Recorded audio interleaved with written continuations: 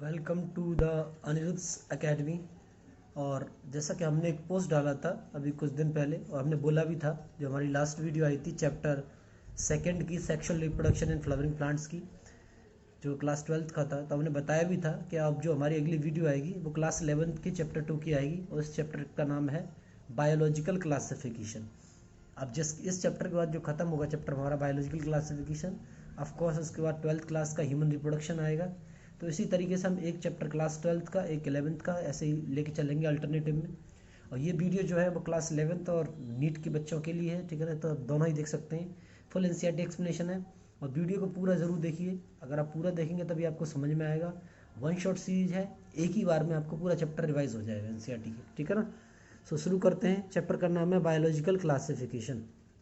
देखिए, so biological classification की अगर हम बात करते हैं तो यहाँ लिखा हुआ है हमें क्या क्या पढ़ना है। कुछ में कुछ कीज दे रखी है, उन कीज की बात कर लेते हैं। जैसे किंगडम मोनेरा पढ़ना है, इसमें हमें किंगडम प्रोटिस्टा पढ़ना है, किंगडम फंजाई पढ़ना है, किंगडम प्लांटी पढ़ना है, किंगडम एनिमेलिया पढ़ना है, वायरसेस, विरियोट्स एंड लाइकेंस को पढ़ना है हमको। यहाँ लिखा है since the down of civilisations there have been many attempts to classified living organisms. कहता है जब से हम सिविलाइजेशन आया है, जब से बदलाव आया है, तब से हम बहुत सारे प्रयास कर चुके हैं। किस चीज़ के प्रयास कर चुके हैं?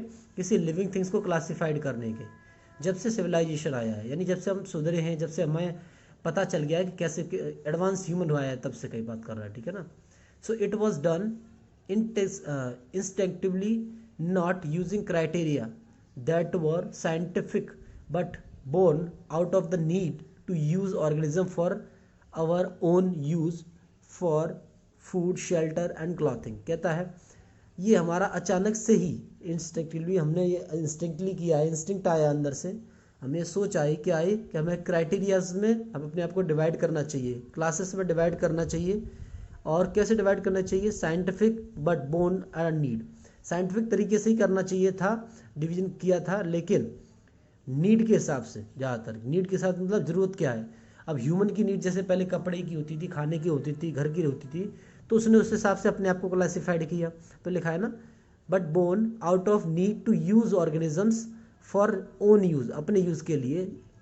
हम कैसे अपने यूज़ के लिए? तो हमने उस हिसाब से अपने आप को क्लासिफाइड किया। फॉर किसके लिए? फूड मतलब खाने के लिए, शेल्टर मतलब घर के लिए, होम, शेल्टर का मतलब हो जाता है यहाँ पर होम, ठीक है ना। सो होम मतलब घर के लिए, और क्लॉथिंग कपड़ों के लिए। Aristotle was the earliest to attempt a scientific basis for classification.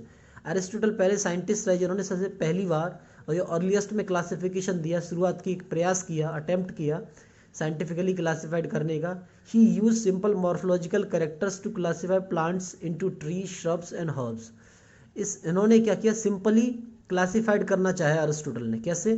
Plant को सर्ब्स, ट्रीज के हिसाब से, ट्रीज बोलते हैं हम टॉल ट्रीज को, बड़ी प्लांट, श्रब्स मतलब मीडियम प्लांट्स, हर्ब्स मतलब सबसे छोटे प्लांट, जैसे धनिया, पालक वगैरह ऐसे हो जाएंगे, ठीक है ना। श्रब्स मतलब तुलसी, जैसे गेहूं वगैरह हो जाएंगे, और टॉल ट्रीज मतलब जैसे बेनियन ट्री हो जाएगा, नीम वगैरह हो जाएगा। लिखा है he is also divided animals into two groups, those which had red bloods and those that did not. So इन्होंने क्या किया? एनिमल्स को किस तरीके से क्लासिफाइड किया? इन्होंने एनिमल्स को डिवाइड किया दो ग्रुप्स में, जिनमें एक थे जिनके पास रेड ब्लड था, और दूसरे थे जिनके पास रेड ब्लड नहीं था। आपकी इन शॉर्ट बता दूं, ये क्लासिफिकेशन उस समय फेल हो गया था। अब दूसरा क्लासिफिकेशन है, हीज नेक्स्ट है। इसमें लिखा है इन लीनियस टाइम्स, लीनियस ने जब क्लासिफाइड किया है, कैरोलस लीनियस इनका नाम है पूरा, time a two kingdom system of classification. इन्होंने दो किंगडम सिस्टम ऑफ क्लासिफिकेशन दिया विद प्लांटी एंड एनिमलिया। दो कौन से दिए? एक था प्लांटी, एक था Animalia. Kingdoms was developed that include all plants and animal respectively. इन्होंने क्या किया? इन दोनों किंगडम्स में सारे प्लांट्स और सारे एनिमल्स को इंक्लूड कर दिया।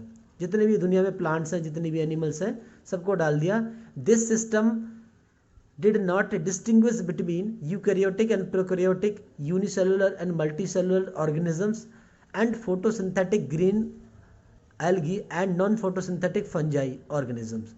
इन्होंने पर क्या नहीं किया था? इन्होंने सिंपली ये काम नहीं किए थे। कौन से काम नहीं किए थे?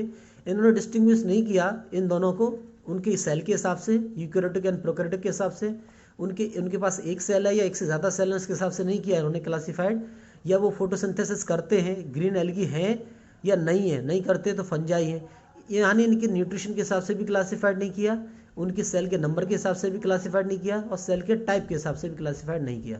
Classification of organisms into plants and animals was easily done and was easy to understand.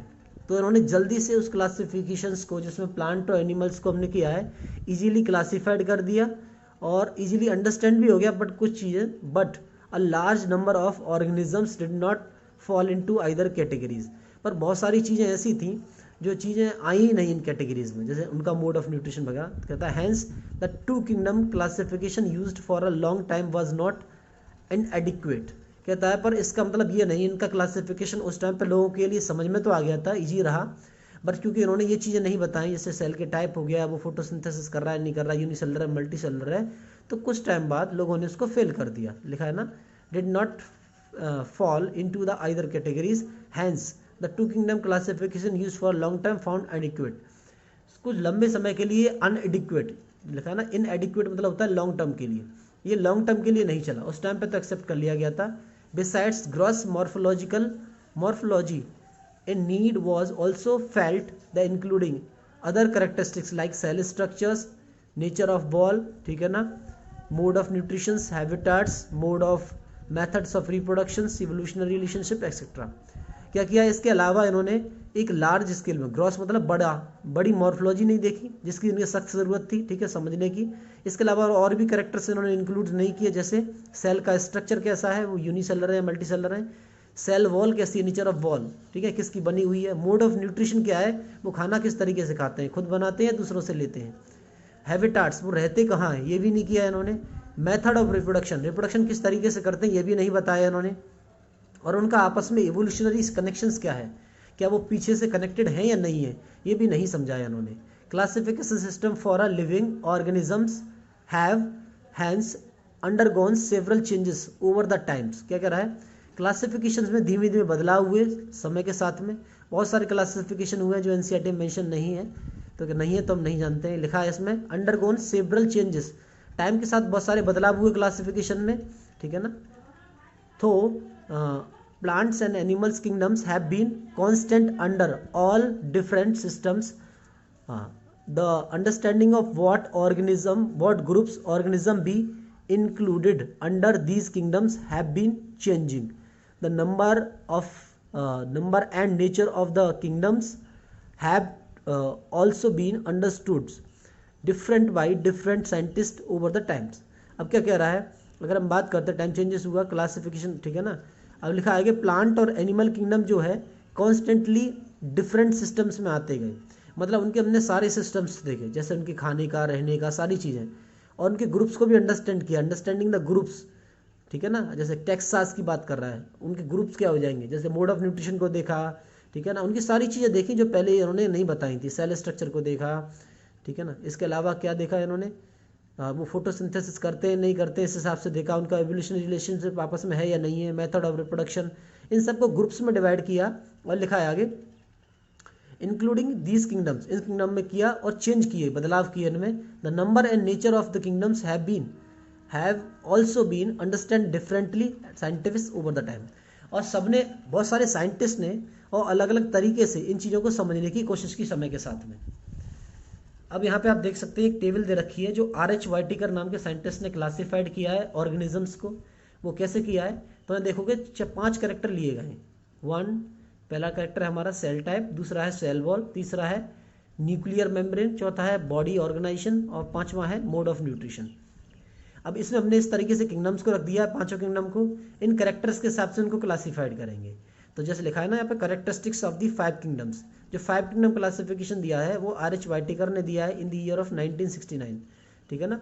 सो अब इसको कैसे क्लासीफाइड करेंगे, तो सेल टाइप, मोनेरिन्स की बात करते हैं तो इनमें प्रोकैरियोटिक सेल्स टाइप मिलता है, और हम बात करते हैं अगर प्रोटिस्टेंस की तो यूकैरियोटिक सेल टाइप मिलता है। ये 5 किंगडम है। और हम बात करते हैं फंजाई की तो इसमें भी यूकैरियोटिक सेल टाइप मिलेगा। अगर हम बात करते हैं प्लांटी की, यूकैरियोटिक सेल्स कौन से होते हैं, जिनके पास अनडेवलप्ड न्यूक्लियस होता है, डेवलप्ड न्यूक्लियस नहीं होता है। और प्रोकैरियोटिक वो होते हैं जिनके पास, सॉरी माय मिस्टेक, प्रोकैरियोटिक वो होते हैं जिनके पास अनडेवलप्ड न्यूक्लियस होता है, और यूकैरियोटिक वो होते हैं जिनके पास डेवलप्ड न्यूक्लियस होता है। तो जिनके पास डेवलप्ड न्यूक्लियस है वो यूकैरियोटिक सेल्स हैं। और इसमें आप देखोगे प्रोटिस्टा में भी डेवलप्ड न्यूक्लियस है यानी यूकैरियोटिक सेल है, फंजाई में भी ऐसा ही है, प्लांटी में भी ऐसा ही है और एनिमलिया में भी ऐसा ही है। अब हम बात करते हैं सेल वॉल के हिसाब से, किसमें कौन सी सेल वॉल मिलेगी और किसकी बनी होगी। तो मोनेरेंस में सेल वॉल होती है और बनी होती है नॉन सेलुलोजिक, मतलब सेलुलोज नहीं होता उसमें। तो क्या होता है उसमें होता है पॉलीसैकेराइड यानी शुगर प्लस अमीनो एसिड्स होते हैं। ऐसी प्रोटिस्टेंस में कुछ में प्रेजेंट होगी, प्रेजेंट इन सम, कुछ में नहीं होगी, ठीक है ना। हम बताएंगे कौन कौन से होंगे, आगे डिस्कस करेंगे इसको। फंजाई की बात करते हैं तो प्रेजेंट होगी और जो बनी होगी, ठीक है ना। तो हम ले सकते हैं present with made up of chitin, जो बनी होगी काइटिन की। अब प्लांट की बात करते हैं तो प्रेजेंट होगी और ये बनी होगी सेलुलोज की, और इसमें सेलुलोज लिखा है, वैसे तो पैक्टिन की भी बनी होती है, ठीक है ना। और इसमें अगर हम एनिमलिया की बात करते हैं तो सेल वॉल एब्सेंट होती है। वहीं अगर हम बात करते हैं न्यूक्लियर मेम्ब्रेन्स की, तो न्यूक्लियर मेम्ब्रेन न्यूक्लियस के पास होती है, इनके पास न्यूक्लियस होगा, उनके पास न्यूक्लियर मेम्ब्रेन होगी। तो मोनेरेंस के पास न्यूक्लियस ही नहीं होता है तो उनके पास न्यूक्लियर मेम्ब्रेन भी नहीं होगी, इसीलिए ये एब्सेंट है। प्रोटिस्टेंस के पास में यूकैरियोटिक सेल्स होता है तो न्यूक्लियर मेम्ब्रेन प्रेजेंट होगी। फंजाई के साथ भी ये होगा, प्लांटी के साथ भी और एनिमलिया के साथ भी, ठीक है ना। अब हम बात करते हैं नेक्स्ट कैरेक्टरिस्टिक्स की, जिसका नाम है हमारा बॉडी ऑर्गेनाइजेशन, यानी कि उनका शरीर कैसा होगा, एक सेल वाला होगा, दो सेल वाला होगा। तो सेल्यूलर मतलब यूनिसेलुलर होंगे ये, यहाँ पर जो हमारा मोनेरा है ये यूनिसेलुलर होगा, ठीक है ना। ऐसे ही प्रोटिस्टेंस की बात की, वो भी सेलुलर होंगे और वो भी यूनिसेलुलर होंगे। ऐसे ही इसमें बात की गई है फंजाई की, और फंजाई मल्टीसेलुलर होंगे। फंजाई कैसे हो जाएंगे, मल्टीसेलुलर हो जाएंगे और इनमें टिश्यू भी मिलेंगे बट लूज टिश्यू मिलेंगे। ऐसे ही प्लांटी हो जाएंगे, प्लांटी में टिश्यूज मिलेंगे और ऑर्गन जैसे मिलेंगे, ऑर्गन तो नहीं कह सकता मैं, हालांकि एनसीईआरटी लिखती है ऑर्गन, क्योंकि ऑर्गन की तरह एक्ट करने वाले, जैसे लीफ फोटोसिंथेसिस भी करती है, रेस्पिरेशन भी करती है और भी बाकी फंक्शंस करती है। तो ऑर्गन तो हमारे अंदर मिलते हैं, लिवर, किडनी वगैरह। तो लिखा है अब एनिमलिया में, सो टिश्यूज भी मिलेंगे, ऑर्गन भी मिलेंगे और ऑर्गन सिस्टम्स भी मिलने वाला है, ठीक है ना। Like respiratory system, circulatory system, neurology system, हमारे ब्रेन के, हार्ट के, डाइजेशन के अलग अलग, ठीक है ना। अब आता है next characteristics, mode of nutrition. So mode of nutrition की बात करते हैं तो ऑटोट्रॉपिक हो जाएगा, और ऑटोट्रॉपिक में ये होते हैं कीमोसिंथेटिक उनको, ऑटोट्रॉपिक उनको बोलते हैं जो खाना खुद बनाते हैं, और कीमोसिंथेटिक वो हो जाएंगे हमारे इसमें जो केमिकल से खाना बनाते हैं, लाइक सल्फर, बैक्टीरिया। ऐसे फोटोसिंथेटिक हो जाएंगे जो खाना तो बनाते हैं पर सनलाइट के थ्रू बनाते हैं, तो ऐसा हो जाएगा साइनोबैक्टीरिया, ठीक है ना। इसमें जो आ जाएगा वह आ जाएगा साइनोबैक्टीरिया। अब लिखा है हेटरोट्रॉपिक भी होते हैं, तो इसमें आ जाएंगे सेप्रोफाइटिक उनको बोलते हैं जो डेड और डिके से अपना न्यूट्रिशन लेते हैं। पैरासिटिक जो दूसरों की बॉडी पर रह के अपना न्यूट्रिशन लेते हैं, उनको हम पैरासिटिक बोलते हैं। अब लिखा है प्रोटिस्टा, सो ऑटोट्रॉपिक न्यूट्रिशन हो जाएगा, फोटोसिंथेटिक भी होंगे और हेटरोट्रॉपिक वाले भी मिलेंगे, कुछ हम इसमें पढ़ेंगे, प्रोटिस्टा में ऐसे भी आएंगे। नेक्स्ट आता है फंजाई में हेटरोट्रॉपिक न्यूट्रिशन शो करेगा, डेड और डिके से लेगा जो न्यूट्रिशन, और पैरासिटिक्स भी होंगे जो दूसरों की बॉडी पर रह के न्यूट्रिशन लेने वाले हैं। अब प्लांटी की बात करते हैं, प्लांटी सारे के सारे ऑटोट्रॉपिक होंगे जो खाना खुद बनाते हैं और जिसके थ्रू बनाते हैं वो सनलाइट के थ्रू बनाते हैं, जिसको हम बोलते हैं फोटोसिंथेसिस। किसके थ्रू बनाते हैं खाना अपना, सनलाइट के थ्रू। तो फोटोसिंथेसिस, दो शब्द आए इसमें, फोटो आता है सनलाइट के लिए और सिंथेसिस माने होता है बनना, ठीक है ना। फोटोसिंथेसिस करते हैं। अब प्लांट्स की बात, एनिमल्स की बात कर लेते हैं। हेटरोट्रॉपिक होंगे, होलोजोइक हो जाएंगे। होलोजोइक उनको बोलते हैं जो कॉम्प्लेक्स फूड लेते हैं, जैसे स्टार्च, शुगर, ठीक है ना, स्टार्च शुगर ही हो जाएगी, सॉरी, फैट और प्रोटीन्स वगैरह। सेप्रोफाइटिक अगेन जो डेड और डिकेइंग से अपना न्यूट्रिशन लेंगे। अब कहता है आगे, R H Whittaker in the year of 1969 proposed a 5 kingdom classifications. R H Whittaker ने 1969 में पहली बार 5 किंगडम क्लासिफिकेशन प्रपोज किया। The kingdoms defined by him were named Monera, Protista, Fungi, Plantae and Animalia. कहता है इनने जिसको क्लासिफाइड किया था खुद, वो थे मोनेरा, प्रोटिस्टा, फंजाई, प्लांटी और Animalia. The main criteria for classification used by him include cell structures, body organization, mode of nutrition, reproductions and phylogenetical relationship। क्या कहता है, इन्होंने सारी चीज़ें मेजर की। जब इन्होंने आर एच वाइटिकर ने क्लासिफाइड किया तो कुछ करेक्टर्स को इंक्लूड किया इन्होंने, वो कौन कौन से किए थे। सेल का स्ट्रक्चर कैसा है, सेल का स्ट्रक्चर मीन्स कैसे है, वो यूनिसेलुलर है या मल्टीसेलुलर है, ठीक है ना, या फिर उनको प्रोकैरियोटिक है या यूकैरियोटिक है। और लिखा है इसमें बॉडी ऑर्गेनाइजेशंस, यानी कि वो सेलुलर हैं या यूनिसेलुलर है या मल्टीसेलुलर है। मोड ऑफ न्यूट्रिशन, खाना खुद बनाते हैं यानी ऑटोट्रॉपिक है या हेटरोट्रॉपिक है। रिप्रोडक्शन कैसा है, ये सेक्सुअल है या सेक्सुअल है। और इसके अलावा फाइलोजेनेटिकल रिलेशनशिप्स। फाइलोजेनी जब भी शब्द आएगा याद रखिए, फाइलोजेनी, तो फाइलोजेनी आता है एंसेस्टर्स की स्टडी करने के लिए, स्टडी ऑफ एंसेस्टर्स, ठीक है ना। सो स्टडी ऑफ एंसेस्टर मतलब अपने पूर्वजों की स्टडी की, चेक किया कि हम उनसे कनेक्टेड हैं या नहीं है। सो कहता है टेबल पॉइंट 2.1 देख सकते हो आप, gives a comparative account for different characteristics of the 5 kingdoms. तो कहता है 2.51 देख लेते हैं। इसमें हमने क्या किया, डिफरेंट लिए हैं किंगडम्स, उनके डिफरेंट कैरेक्टरिस्टिक्स के हिसाब से उनको क्लासिफाइड किया है। आई क्या कहता है फिर, बोला है the 3 domain systems has also been proposed by the kingdom Monera into 2 domains, leaving the remaining eukaryotic kingdoms in this system in details in higher class। क्या कहता है, इसमें 3 डोमेन बनाए गए थे। अब डोमेन क्या होते हैं, डोमेन किंगडम से आगे वाला स्ट्रक्चर बनाए गए थे। मोनेरा में 2 डोमेन बनाए गए थे, जिसमें एक आर्की बैक्टीरिया, यू बैक्टीरिया आगे हम बताएंगे आपको। तो बाद में इसको रिजेक्ट, और बाकियों को जो यूकैरियोटिक सेल वाले थे उनको अलग रख दिया था, अलग किंगडम में। पर ये सिस्टम कैसे होता है, क्या करता है, ठीक है ना। और इसको 6 किंगडम को नाम देने की कोशिश की गई थी। आपको बता देते हैं, वैसे तो है नहीं आपकी इसमें एनसीईआरटी में, नाम थे साइंटिस्ट का कार्ल बूज। कार्ल बूज ने 6 किंगडम क्लासिफिकेशन देने की कोशिश की थी, बट वो रिजेक्ट हो गया, ठीक है ना। तो इसमें हम कहते हैं you will learn about this system detail in higher class. कहाँ पढ़ोगे, हायर क्लासेस में पढ़ेंगे आप, बीएससी एमएससी करेंगे तब। Let us look at this 5 kingdom classification to understand the issues and considerations that influence the classification systems. हम क्या करते हैं, इसको देखते हैं पांचों को और समझने की कोशिश करते हैं कि प्रॉब्लम इश्यूज कहाँ आ रहे हैं क्लासिफिकेशन में, और वो कैसे हम इसको इन्फ्लुएंस कैसे कर रहे हैं, हम क्लासिफिकेशन को प्रभावित कैसे कर रहे हैं इसको। Earlier ferns, gymnosperm and angiosperms under plant. पहले जब हमने पता नहीं था, प्लांट को क्लासिफाइड नहीं कर पाए थे ढंग से, तो हमने क्या किया था, अर्लियर क्लासिफिकेशन में हमने बैक्टीरिया को, यानी कि एक मिनट सॉरी, अलग क्लासिफिकेशंस में हमने बैक्टीरिया को, ब्लू ग्रीन एल्गी को यानी कि साइनोबैक्टीरिया को, और फंजाई को, और इसमें है मॉसिस यानी कि ब्राइफाइट्स में आ जाएंगे हम, फर्न्स को, जिम्नोस्पर्म को, इन सबको हमने किस में डाल दिया था, प्लांटी में। देखोगे आप तो इसमें बैक्टीरिया को भी इंक्लूड किया है, साइनोबैक्टीरिया को भी, फंजाई को भी। तो पहले इनने सबको किस में कर दिया था, एक ही में कर दिया था, वो था प्लांटी, प्लांट्स में डाल दिया था। The characters that unified this whole kingdom was that all the organism including had a cell wall in their cells। इसमें क्या था, इन सबको क्यों हमने एक साथ रख दिया, बिकॉज इन सब में एक ही प्रॉब्लम थी, एक चीज कॉमन थी, इन सबके पास में सेल वॉल मिल रही थी। तो हमने इसी हिसाब से इनको सबको, इनके सेल के बाहर सेल वॉल मिल रही थी, सबको एक ही क्लास में डिवाइड कर दिया। This placed together group which widely different in blue green algae, cyanobacteria with other groups which were eukaryotic, ठीक है ना। तो हमने क्या किया, इसको एक साथ रखा, बाद में हमने इसको अलग किया था, प्लेस टुगेदर ग्रुप्स।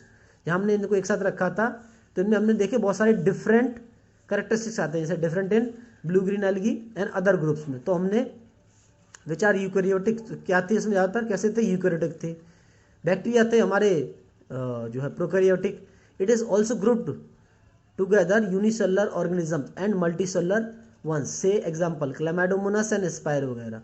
तो इसमें वर प्लेस टुगेदर अंडर एल्गी। क्या कहता है, तो ये सारी चीज़ों को हमने अलग किया जो हम एक साथ रख रहे थे। इसके अलावा मल्टी सेलुलर और यूनिसेलुलर को भी एक साथ रख दिया था हमने। It is also together unicellular organisms and the multi cellular organisms. इसमें क्लेमाइडो हो जाएगा, क्लेमाइडोमोनास और स्पाइर वगैरह। क्लेमाइडोमोनास आपकी जानकारी के लिए बता दूं यूनिसेलुलर है, और स्पाइर वगैरह मल्टी सेलुलर है। दोनों को हमने रख दिया था एल्गी में। This classification did not differentiate between the heterotrophic groups fungi and the autotrophic green plants। इस क्लासिफिकेशन ने तो फंजाई को अलग किया, ना ही प्लांट्स को अलग किया।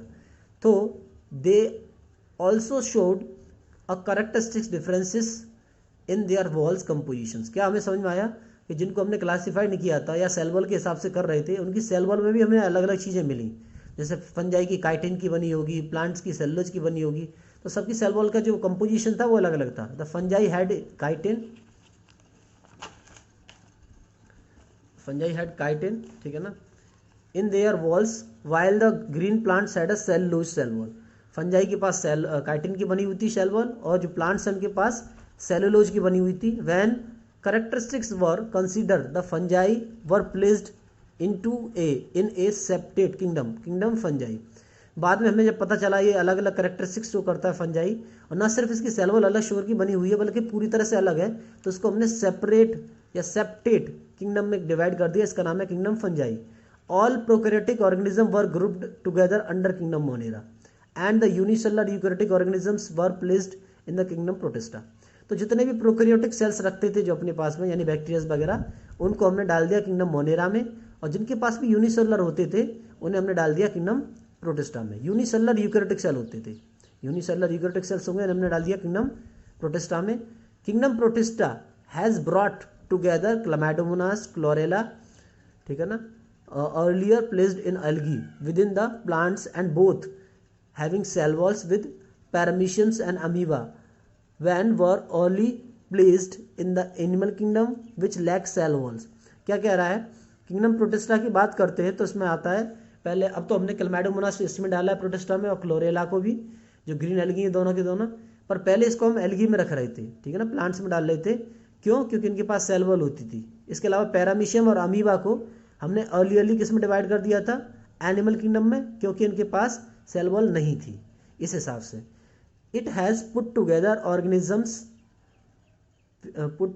Organisms which in earlier classification were placed in different kingdoms. क्या कह रहा है, पहले वाले क्लासिफिकेशन में हमने सबको एक साथ रख दिया था अलग अलग क्लास ग्रुप्स में और डिफरेंट किंगडम्स में, अभी जो हमने रखा, ठीक है ना। This happened because the criteria of classification changed. ये ऐसा क्यों पाया, क्योंकि क्लासिफिकेशन का क्राइटेरिया हमने बदल दिया, पहले नहीं बदला था। This kind of change will takes place in the future too depending on the improvement in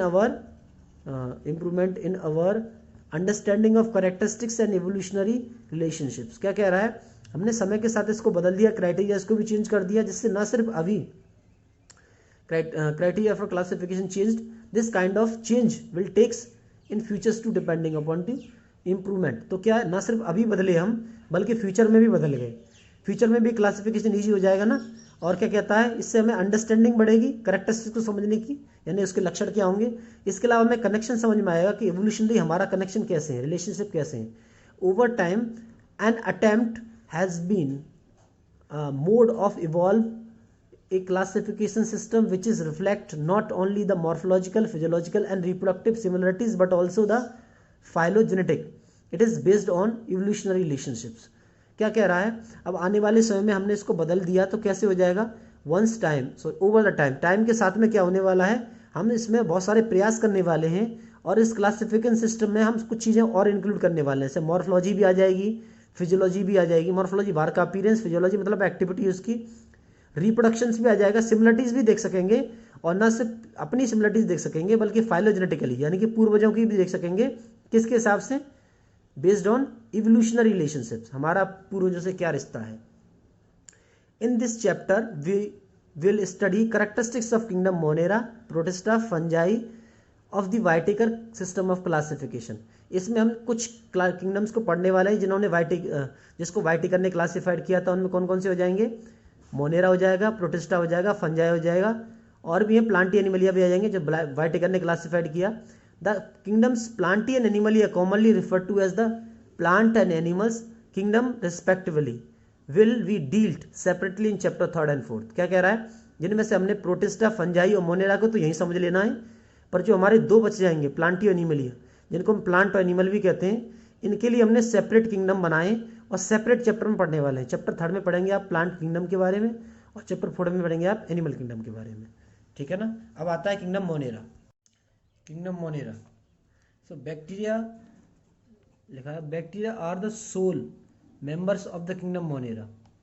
soul उसको बोलते हैं, जैसे जूते का सोल होता है ना, जिसमें पूरा शूज टिका होता है, ऐसे ही बैक्टीरिया का जो सोल है वो क्या है, किंगडम जो मोनेरा, किंगडम मोनेरा का जो सोल है वो क्या है, वो बैक्टीरियाज है। They are the most abundant micro organisms. Most abundant इसको बोल रहे हैं जो बहुत ज़्यादा सक्रिय हैं, एक्टिव हैं, ठीक है ना, सबसे ज़्यादा एक्टिव यही होते हैं। और bacteria occur almost everywhere, hundreds of bacterias are present in handfuls of soil. क्या कहता है, बैक्टीरिया हर जगह हैं और हजारों आपके हाथ पे होंगे, आपको पता भी नहीं है, जो मिट्टी में आप हाथ डालते हो। They also live in extreme habitats such as hot springs, desert, snow and deep oceans where very few other life forms can survive.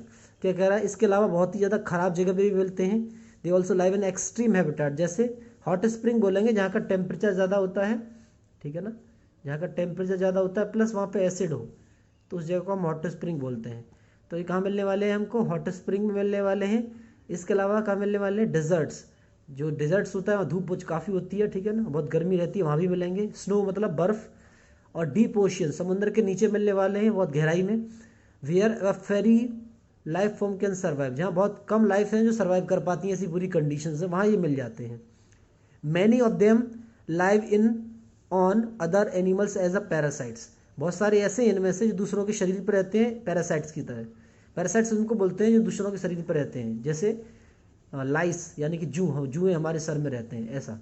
So bacteria are grouped under 4 categories based on their shapes, the spherical, the rod spherical, coccus plural में इसको बोलेंगे cocci, the rod shaped bacillus, bacilli plural में बोलेंगे, the comma shaped विब्रियम, इसको plural में बोलेंगे vibrio, and the spirillum plural में बोलेंगे इसको स्पाइरिला। फिगर 2.1 देख सकते हो।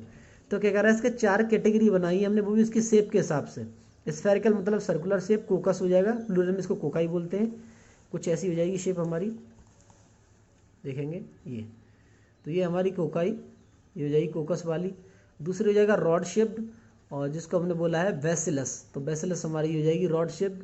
वैसे तो ये स्पून लाइक स्ट्रक्चर लग रहा है देखने में, बट रॉड शेप बोलेंगे इसको, ठीक है ना। अब क्या कहता है, प्लूरल में इसको बोलेंगे बैसिलाई। और हो जाएगा हमारा कॉमा शिफ्ट, ये वाली, जिसको हम बोलते हैं प्लूरल में विब्रियो और सिंगुलर में बोलते हैं विब्रियम। ऐसे हो जाएगी स्पाइरल शिफ्ट, मतलब स्पाइरली अरेंज्ड हो जाएगी, जिसको हम बोलेंगे स्पाइरिलम, और प्लूरल में बोलेंगे स्पाइरिला। देखो ये गया, ठीक है ना, देख सकते हो आप, लिखा है नीचे बैक्टीरिया ऑफ डिफरेंट शेप्स। अब आते हैं नेक्स्ट, इस पर जो दे रखा है आगे, दे रखा है दो the bacterial structures is very simple but they are very complex in behaviour. Bacteria के स्ट्रक्चर तो सिंपल होते हैं, यूनिसेलुलर होते हैं, बट जिस तरह की ये प्रोटीन्स बनाते हैं, जिस तरह की चीज़ें प्रोड्यूस करते हैं, वो थोड़ी कॉम्प्लेक्स होती है। इनका बिहेवियर जो है वो अजीब होता है। जैसे हमारे शरीर में जब आते हैं तो बीमार कर देते हैं हमको, तो इनका बिहेवियर डिफरेंट हो जाता है compare to many other animals, other organism. दूसरे ऑर्गेनिज्म के कंपेरिजन में दूसरे इतने बिहेवियर कॉम्प्लेक्स नहीं दिखाते, ये दिखाते हैं। Bacteria as a group show the most extensive metabolic diversity. अगर हम बैक्टीरिया के ग्रुप्स के हिसाब से देखते हैं तो बैक्टीरिया में अलग अलग जगह मिल रहे हैं और अलग अलग तरह की मेटाबॉलिक डाइवर्सिटी शो कर रहा है। याद होगा जब हमने फर्स्ट चैप्टर की रीडिंग लगवाई थी तो बताया था मेटाबॉलिज्म केमिकल रिएक्शंस को कहते हैं। हमारे शरीर में जो केमिकल रिएक्शन चल रही हैं और इनके शरीर में जो चलती हैं वो अलग अलग तरह की होती हैं, ठीक है ना। तो क्या कह रहा है, हर ग्रुप में एक अलग तरह की केमिकल रिएक्शन चलेगी, मतलब डाइवर्सिटी होती है। अलग अलग बैक्टीरिया अलग अलग तरह की केमिकल रिएक्शन शो करने वाले हैं। Some of the bacteria are autotrophic, कुछ कैसे हो जाएंगे, जैसे अलग अलग मेटाबॉलिक हो गई ना, ऑटोट्रोपिक मतलब खाना खुद बनाएंगे। They synthesize their own food from inorganic substances. ये क्या कह रहा है, ये सिंथेसाइज करते हैं अपने खाने को और इनऑर्गेनिक सबस्टेंसेस से। इनऑर्गेनिक सबस्टेंस जैसे हो जाएगा कार्बन डाइऑक्साइड यानी कि वाटर, सॉरी कार्बन डाइऑक्साइड यानी हवा, और ये आपके वाटर हो जाएगा H2O। ये सब इनऑर्गेनिक सबस्टेंसेस होते हैं, या सनलाइट हो जाएगी, जिनसे ये ऑर्गेनिक फूड बनाते हैं। दे मे बी फोटोसिंथेटिक ऑटोट्रोपिक और कीमोसिंथेटिक ऑटोट्रोपिक। तो ये फोटोसिंथेटिक मतलब सनलाइट से भी खाना बना सकते हैं और ये केमिकल से भी बना सकते हैं। The vast majority of the bacteria are heterotrophic. ज़्यादातर बैक्टीरिया कैसे होते हैं, हेट्रोट्रोपिक, यानी दूसरों से खाना लेते हैं। दे डिपेंडेंट ऑन अदर्स ऑर्गेनिज्म और on dead organic matters for food. या तो वो दूसरों पर डिपेंडेंट होंगे खाने के लिए, या फिर डेड से लेने वाले हैं, तो डेड वालों को हम बोलते थे सेप्रोफाइटिक, तो ये सेप्रोफाइटिक भी हो जाएंगे। आइए क्या था, आर्की बैक्टीरियाज, नेक्स्ट क्लास है हमारी, इसमें क्लास दे रखी है। These bacterias are spiral since they live in some of the most harsh habitats such as extreme salty areas, halophiles, hot spring thermo acidophiles and marshy areas methanogens. क्या कह रहा है, ये हमको कहाँ मिलते हैं, ये स्पेशल स्ट्रक्चर हैं और अलग अलग फॉर्म में मिलते हैं। हार्श हैबिटाट्स बोलते हैं एडवर्स कंडीशन, यानी ख़राब हालात, ठीक है ना। तो हमें कहाँ मिलते हैं, ख़राब हालात में मिलते हैं, जहाँ एक्सट्रीम कंडीशन होती है वहाँ हमें मौजूद मिलते हैं। जैसे हो जाएगा ज़्यादातर सॉल्टी एरिया मिलेंगे, जहाँ सॉल्ट ज़्यादा होता है उसे बोलते हैं हेलोफाइल्स रीजन को। तो हेलोफाइल्स वो मिलेंगे जो सॉल्ट में ज़्यादा मिलेंगे, ठीक है ना, जहाँ सॉल्ट ज़्यादा होगा। हॉट स्प्रिंग थर्मो एसिडोफाइल्स, तो थर्मो हो जाएगा इसमें हमारा टेम्परेचर के लिए, ठीक है ना, और एसिडोफाइल्स मतलब एसिड्स, यानी मैंने पहले ही बताया था यहाँ एसिड और टेम्परेचर दोनों में मिलेंगे। हाई टेम्परेचर में उसे हम थर्मो एसिडोफाइल्स बोलेंगे। मार्शीज उनको बोलेंगे जो मिथेनोजेंस हो जाएंगे, जो मीथेन की प्रेजेंस में मिलेंगे। Archaebacterias differ from the bacterias in having a different cell wall structure and this is responsible for their survival in extreme conditions. अगर आर्कीबैक्टीरिया और नॉर्मल बैक्टीरिया में अगर अंतर ढूंढने की कोशिश करते हैं तो सेल वॉल इनकी अलग अलग होती है और इसके साथ साथ अलग अलग चीज़ की बनी होती है, इसीलिए ये responsible cell wall structures and this features is responsible for the survival in extreme conditions. अगर मैं बात करता हूँ जैसे इनकी आर्कीबैक्टीरिया की सेल वॉल बनी होती है नाग और नाम जो आपके एनसीईआरटी मेंशन नहीं है, इसको बोलते हैं हम एन एसिटाइल, ठीक है ना, म्यूरेमिक एसिड, और एक होता है हमारा इसमें एन एसिटाइल ग्लूकोसामाइन। तो ये हमारे आर्कीबैक्टीरिया की सेल वॉल बनी होती है ना डिफरेंट, और जो हमारी यूबैक्टीरियाज उनकी बनी होगी पॉलीसैकेराइड प्लस अमीनो एसिड्स की। तो सेल वॉल की वजह से ये एक्सट्रीम कंडीशन में सर्वाइव कर सकते हैं। Methanogens are presence in the gut of the several ruminant animals such as cows, buffaloes and they are responsible for the production of methane biogas from the dung of these animals. क्या कह रहा है, methanogens कहाँ मिलते हैं हमको, गट मिलते हैं। गट मतलब फूड पाइप हो जाएगा, फूड पाइप में मिलेंगे किसके, बहुत सारे रूमिनेंट। अब रूमिनेंट क्या है, रूमिनेंट स्टमक होता है। रूमिनेंट क्या होता है, स्टमक होता है। अब ये स्टमक होता है किस एनिमल्स का, जैसे काउस का एक्स्ट्रा स्टमक होता है, काव का, भैंस का। आपने देखा होगा कभी गाय भैंसों को ऑब्जर्व करना, आगे की तरफ उनकी स्किन लटकी होती है, उसी हिस्से को हम रूमिनेंट बोलते हैं। They are responsible for the productions. इसमें एक बैक्टीरिया प्रेजेंट है जो रिस्पॉन्सिबल है किसके प्रोडक्शन के लिए, वो बायोगैस बनाता है यानी मीथेन बनाता है, और जो कहाँ मिलती है हमको, from the dung of these animals. उनके गोबर में हमें देखने को मिलती है, डंग गोबर को बोलते हैं, ठीक है ना। अब बोलता है eubacterias, there are thousands of different eubacterias और ट्रू बैक्टीरियाज। कहता है यूबैक्टीरियाज उनको बोलते हैं, ट्रू बैक्टीरियाज होते हैं, ये हजारों होते हैं। They are characterise by the presence of the rigid cell wall and the motile and if motile a flagellum. क्या कह रहा है, इनकी जो करेक्टरिस्टिक्स हो जाएंगे उनमें सेल वॉल इनकी रिजिड होती है। रिजिड का मतलब हो जाए सख्त, हार्ड। तो इनकी सेल वॉल कैसी होती है, हार्ड होती है। और अगर ये चल सकते हैं तो इनके पास चलने के लिए स्ट्रक्चर होता है जिसको हम फ्लैजिलम बोलते हैं, या जिसको हम फ्लैजिला भी कहते हैं। इनके पास चलने के लिए, जैसे बैक्टीरिया है तो इनके पास ऐसा हेयर लाइक स्ट्रक्चर मिलेगा जिसको हम फ्लैजिला बोलेंगे। चलने के लिए फ्लैजिला भी होते हैं, ठीक है ना। कहता है इसके अलावा the cyanobacteria also refer to as blue green algae have chlorophyll a similar to a green plants and are photosynthetic autotrophic. Figure 2.2 देख सकते हो। क्या रहा है कि साइनोबैक्टीरियाज जो होते हैं इसमें उनको हम ब्लू ग्रीन एल्गी कहते हैं, क्योंकि इनके पास प्लांट की तरह क्लोरोफिल ए होता है जो ग्रीन प्लांट्स के पास हमें मिलता है, इसीलिए हम बोलते हैं फोटोसिंथेटिक ऑटोट्रॉपिक। फिगर 2.2 देख लेते हैं, ये है साइनोबैक्टीरिया हमारा। बाहर देखोगे आप, ये हेस्ट्रोसिस्ट मिल रहा है, इसमें म्यूसिलिजिनस शीत मिलती है। अभी आगे सब आएंगे तो पढ़ेंगे क्या क्या है इसमें, इसी के हिसाब से लिखा है। सो अब इसमें आगे बोला है ऑटोट्रॉपिक हो जाएंगे। द साइनोबैक्टीरिया आर यूनिसेलुलर, कैसे होते हैं, एक सेल वाले होते हैं, but unicellular, colonial and filamentous. But एक कॉलोनीज भी बना लेते हैं, कैसे, इकट्ठे हो जाते हैं एक एक सेल्स, और एक फिलामेंटस धागे की फॉर्म में आ जाते हैं, और तो इसको फिलामेंटस फॉर्म बोलेंगे। और ये हमें मिलेंगे कहाँ पर, फ्रेश वाटर में, मैराइन वाटर में यानी कि साफ पानी में, खारे पानी में, और ज़मीन पे भी मिलते हैं। टेरेस्ट्रियल एल्गी मतलब ज़मीन पे भी मिलते हैं।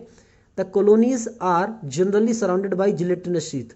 जिन्होंने अभी फिलामेंटस फॉर्म बनाई है, ये है तो यूनिसेलुलर ही, पर इन्हें अपने बाहर जेल की एक शीत बना ली जिसकी वजह से एक फॉर्म में आ गए, फिलामेंट में आ गए, वरना बिखर जाएंगे सारे के सारे सेल। क्योंकि हम बात कर रहे हैं प्रोकैरियोटिक सेल्स वालों की, और प्रोकैरियोटिक के पास में टिश्यू बनाने की प्रॉपर्टी नहीं होती है। तो ये इकट्ठे हो गए बिकॉज ऑफ म्यूसिलिजिनस जेल जो इसके चारों तरफ आ गया है, म्यूसिलिजिनस शीत आ गई है, लिखा है ना gelatinous sheath. They often a blooms in a polluted water bodies.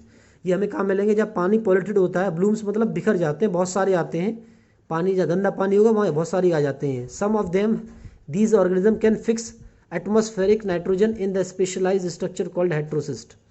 Example, Nostox and Avena, chemosynthetic autotrophic bacteria oxidize various inorganic substances such as nitrates, nitrites and ammonia and used to release the energy for the production of ATP. Energy for their ATP productions. देखो समझते हैं क्या कहता है। अगर इनकी हम बात करते हैं तो कुछ ऐसे हैं जो नाइट्रोजन, जो हवा में नाइट्रोजन होती है एटमॉस्फेयर में, उसको फिक्स करवाते हैं, और जो स्ट्रक्चर इनका नाइट्रोजन फिक्स करवाता है उस स्ट्रक्चर को बोलते हैं हम हेट्रोसिस्ट। कहता है इनमें कुछ बैक्टीरियाज में स्ट्रक्चर प्रेजेंट होता है, जैसे नोस्टॉक और एनावेना हो जाएगा। तो ये यहाँ पर जो फिगर दे रखा है आप देखेंगे आप इसमें, तो इसमें नोस्टॉक का फिगर दे रखा है, और ये गए हेट्रोसिस्ट। तो हेट्रोसिस्ट का क्या काम है, ये एटमॉस्फेरिक नाइट्रोजन को फिक्स करवाने में मदद करते हैं इसके अंदर। वो कैसे करते हैं, क्यों करते हैं, चैप्टर 14 में है, रेस्पिरेशन प्लांट्स। कहता है इनमें से कुछ और एनावेना, ये कैसे होते हैं, कीमोसिंथेटिक ऑटोट्रॉपिक बैक्टीरिया भी होते हैं इनमें कुछ, जो ऑक्सीडाइज कर देते हैं किसको, इनऑर्गेनिक सबस्टेंसेस को, जैसे नाइट्रेट्स को नाइट्राइट्स में चेंज कर देते हैं, फिर अमोनिया में चेंज कर देते हैं, और यूज़ ऑफ रिलीजिंग एनर्जी, और साथ साथ किस में मदद करते हैं, एनर्जी को रिलीज करने में भी मदद करते हैं, किसके लिए, फॉर एटीपी प्रोडक्शंस। जो इनऑर्गेनिक चीज़ें बनाई इन्होंने उससे ये एटीपी प्रोडक्शन करेंगे, और ये हम पढ़ेंगे, आपको हम बताएंगे क्रेव साइकिल, ये आएगा आपके 14 चैप्टर में रेस्पिरेशन प्लांट्स में, तब समझाएंगे एटीपी प्रोडक्शन कैसे करते हैं। They play a great role in a recycling nutrients like nitrogen, phosphorus and iron and sulphur. ये जो इन चीज़ें हैं ये आपके जो दे रखे हैं इनऑर्गेनिक न्यूट्रिएंट्स, जैसे इसमें हो जाएगा आपका नाइट्रोजन, फॉस्फोरस, आयरन और सल्फर, इसको भी रिसाइकल करवाते हैं, यानी मिट्टी से हमारे शरीर से मिट्टी में लेने में मदद करते हैं, यानी ये इन सब की साइकिल चलवाएंगे। Heterotrophic bacteria are the most abundant in natures. Heterotrophic जो दूसरों से न्यूट्रिशन लेते हैं वो सबसे ज़्यादा हैं और सबसे ज़्यादा एक्टिव भी हैं। The majority are important decomposers, many of them have a significant impact on humans affairs. क्या कह रहा है, मेजॉरिटी क्या कह रहा है, ज़्यादातर कैसे हैं, हमारे डिकम्पोजर्स हैं, यानी कि जो डेड और डिकिंग से अपना न्यूट्रिशन लेंगे, पर इसमें एक सिग्निफिकेंस मिलता है, ये ह्यूमन के साथ भी अफेयर शो करते हैं। अफेयर मतलब रिश्ता, हमारे साथ भी रिश्ता शो करते हैं, मतलब हमारे फायदे में, हमारे काम में भी आएंगे ये। They are helpful in making curd from milk, production of antibiotics, fixing of nitrogens in legumes. कह रहा है ना, तो हमारे काम कैसे आए ये, हमारा दही बनवा रहे हैं, दही में भी बैक्टीरिया मिलता है, हमारी एंटीबायोटिक्स बनवाते हैं, इसके अलावा नाइट्रोजन फिक्सेशन करवाते हैं। लेग्यूम्स बोलते हैं पल्स को, यानी दाल को, तो दालों में भी ये नाइट्रोजन फिक्सेशन करवाते हैं, इसीलिए दालों में सबसे ज़्यादा प्रोटीन मिलती है हमको। अब क्या बोला है आगे, बोला है रूट्स, कि लेग्यूम रूट्स में करवाएंगे ऐसा। Some of are them parasites causing damage of human beings, crops, farm animals and pets. Chlorella, typhoid, tetanus, citrus canker are well known disease caused by different bacterias. कह रहा है इसमें कुछ हैं जो पैथोजन की तरह काम करते हैं और ह्यूमन को भी नुकसान पहुंचाते हैं, इसके अलावा फसलों को भी हमारी को नुकसान पहुंचाते हैं, एनिमल्स को, हमारे पेट्स को, जैसे क्लोरेला हो जाएगा, हैजा बोलते हैं, टाइफॉइड हो जाएगा जिसको हम मोती जला कहते हैं, टिटनेस हो जाएगी, सिट्रस कैंकर, ये आपको मिलने वाले हैं नींबू वगैरह में, ठीक है, नींबू है, संतरा है, इसमें आपको बीमारी मिलती है। नाम नहीं दिया है तो हम नहीं बता रहे, वैसे इसमें नाम क्लोरेला हमारा अलग अलग है इसमें, ठीक है ना। कहता है known disease caused by different bacteria, ये डिजीज जो है अलग अलग बैक्टीरियाज करते हैं। बैक्टीरिया रिप्रोड्यूस, अब रिप्रोड्यूस ये तो बीमारी करने वाले हुए कुछ जो हमारी फसलों को बर्बाद कर रहे हैं, एनिमल्स को, प्लांट्स को, हमारे पेट्स को कर रहे हैं। अब आता है बैक्टीरिया रिप्रोड्यूस करते हैं, मेनली करते हैं फिजन से, आप कह सकते देख सकते हो 2.3 फिगर, तो ये फिजन कर रहा है यहाँ पे आप देखोगे, मेनली करते हैं फिजन से। But sometimes under favourable condition, जब फेवरेबल कंडीशन अनफेवरेबल कंडीशन में आते हैं ये स्पोर्स प्रोड्यूस करते हैं। They also reproduce a short of sexual reproduction by adopting a primitive types of a DNA transfer from the bacterium to the other। क्या कह रहा है, कभी कभी तो ये अनफेवरेबल कंडीशन में स्पोर्स बनाते हैं, यानी अपने न्यूक्लियस के बहुत सारे टुकड़े कर लेंगे, जैसे ये बैक्टीरिया है, अपने न्यूक्लियस के बहुत सारे टुकड़े कर लेगा और इसको स्पोर्स में कन्वर्ट कर देगा। और कुछ सेक्सुअल रिप्रोडक्शन करते हैं बट अडॉप्ट कर लेते हैं सेक्सुअल को, प्रिमिटिव टाइप का, मतलब अनडेवलप्ड सेक्सुअल रिप्रोडक्शन, सही से नहीं होता है, कंप्लीट नहीं होता है, डीएनए ट्रांसफर करेंगे सिर्फ इसमें। जैसे अगर ये सेक्सुअल रिप्रोडक्शन करेंगे तो एक बैक्टीरिया ये है, एक है, सिर्फ अपना डीएनए एक्सचेंज करते हैं, इसके अलावा और कुछ नहीं करते। ये लिखा है इसमें बैक्टीरियम टू द अदर। अब नेक्स्ट लिखा है इसमें the myobacterium, mycoplasma are organism that completely a lack of cell wall. Mycoplasma के पास सेल वॉल नहीं होती है और ये बैक्टीरिया ही होते हैं। They are the smallest living form cells known and can survive without oxygen. ये कहता है ये बैक्टीरिया से छोटे होते हैं और इनकी खासियत है इनके पास सेल वॉल नहीं होती और ये बिना ऑक्सीजन के भी सर्वाइव कर सकते हैं। Many mycoplasma are pathogenic in animals and plants. बहुत सारे ऐसे हैं जो हमारे शरीर में हमें बीमार करते हैं, माइकोप्लाज्मा हमें और प्लांट्स को भी नुकसान पहुंचाते हैं। सो नेक्स्ट किंगडम है हमारा kingdom protista. Kingdom protista, all single cell eukaryotes are placed under kingdom under protista but the boundaries of this kingdom are not well defined. कहता जितने भी सिंगल सेल यूकैरियोटिक सेल वाले थे उन सबको हमने किंगडम प्रोटिस्टा में डाल दिया, बट हमें और भी चीज़ें थी जो उसमें डिफाइन करनी थी, वो अभी डिफाइन नहीं की हमने। What may be a photosynthetic protistans to one biologist, may be a plant to another. अब कुछ लोगों के लिए, कुछ साइंटिस्ट के लिए ये फोटोसिंथेटिक जो प्रोटिस्टेंस थे वो प्लांट थे, कुछ लोगों के लिए ये प्रोटिस्टेंस थे, अलग अलग तरीके से अपने अपने इसमें चॉइसेस थी। So in this book we includes chrysophytes, dinoflagellates, euglenoids, slime moulds and protozoans under Protista. तो इसमें हमने सारे वो डाल दिए जो हमें कंफ्यूज कर रहे थे, ठीक है ना। इसमें हमने क्या क्या डाल दिए, chrysophytes, dinoflagellates, euglenoids, slime moulds and protozoans, ये आ जाएंगे हमारे प्रोटिस्टा के अंदर। Members of protista are primarily aquatic, पहले जो प्रोटिस्टेंस होते थे वो पानी में मिलते थे। This kingdom forms a link with the others dealing with the plants and animals and fungi. क्या कह रहा है, ये किंगडम जो हमें लिंक करता है किससे, प्लांट से भी, एनिमल से भी, फंजाई से भी। Being eukaryotes the protistans cell body contains a well defined nucleus and other membrane bound organelles. क्या कह रहा है, जो यूकैरियोटिक सेल जिनके पास हैं, तो जितने भी हमारे बीइंग यूकैरियोट्स हैं उन प्रोटिस्टेंस के पास सेल जो है, सेल में कुछ वेल डिफाइंड क्या मिलते हैं हमको, न्यूक्लियस मिलेगा। इसके अलावा अदर मेम्ब्रेन बाउंड सेल और मेम्ब्रेन बाउंड ऑर्गेनल मिलेंगे। सेल के अंदर जो स्ट्रक्चर्स मिलते हैं ना, जैसे एक सेल है उसके अंदर हमें न्यूक्लियस मिलेगा। न्यूक्लियस के अलावा यहाँ पर एक स्ट्रक्चर होता है इस तरीके का, इसको एंडोप्लाज्मिक रेटिकुलम, या फिर इस तरीके का गोल्गी अपरेटर्स, या फिर माइटोकॉन्ड्रिया वगैरह वगैरह, जो भी स्ट्रक्चर्स हमको मिलते हैं उन सब के बाहर मेम्ब्रेन्स थी, यानी मेम्ब्रेन बाउंड थे वो सारे के सारे ऑर्गेनल थे। सम हैव फ्लैजिला और सीलिया, कुछ के पास फ्लैजिला था, कुछ के पास सीलियास था for locomotion. Protists reproduce asexually and sexually by the process of involving cell fusions and zygote formation. So protistants reproduce करते हैं asexually यानी कि fragmentation, budding वगैरह से। sexually जिसकी बात कर रहा है उसमें एक और दूसरा, ठीक है ना, एक प्रोटिस्टेंस और दूसरा प्रोटिस्टेंस क्या होता है, मिलता है आपस में, तो क्या बना देता है, cell fusion and form zygote formation। तो यहाँ पर इस तरीके से भी करते हैं सेक्सुअली। अब आते हैं क्राइसोफाइट्स पे। So this groups includes diatoms और गोल्डन एल्गी, डेस्माइड्स, जिनको देखो इस ग्रुप में हम क्या पढ़ने वाले हैं, डायटम्स के बारे में पढ़ने वाले। डायटम्स उनको बोलते हैं जिनके सेल्स दो एटम की तरह अपीयर्ड होते हैं हमको। यहाँ पर अगर फिगर आप देखोगे तो डायटम्स का एक दे रखा है, मे बी, आई थिंक, नहीं आगे होगा, ये डायटम्स का आगे होगा शायद, नहीं इसमें एनसीईआरटी में है नहीं, सॉरी मेंशन है नहीं एनसीईआरटी में। जिनके दो एटम्स लाइक स्ट्रक्चर होते हैं डायटम्स बोलते हैं, इनको हम गोल्डन एल्गी कहते हैं, और इनके गोल्डन एल्गी बोलते हैं, इनको हम डेस्माइड भी कहते हैं। They are found in fresh water as well as in marine environment. कहाँ मिलेंगे हमको, साफ पानी में भी मिलते हैं और खारे पानी में भी मिलते हैं। They are microscopic and float passively in water current plankton. छोटे होते हैं जिनको हम अपनी नेकेड आई से नहीं देख सकते, और फ्लोट करते हैं कहाँ, पैसिवली, मतलब जिस तरह से पानी का बहाव होता है उस तरफ ही जाते हैं ये, और इनको यहाँ पर हम बोलते हैं प्लैंकटन। तो ये पानी के साथ बह रहे हैं तो इसको प्लैंकटोनिक बोलेंगे। Most of them are photosynthetic. In diatoms the cell wall forms two thin overlapping cells. तो क्या कह रहा है कि डायटम ज़्यादातर कैसे होते हैं, फोटोसिंथेटिक हो जाएंगे, यानी खाना खुद बनाते हैं, और जो डायटम्स होते हैं उनके पास दो सेल वॉल मिलती हैं, पतली पतली थिन, एक दूसरे को ओवरलैप करती हैं, which fit together as in a soap box.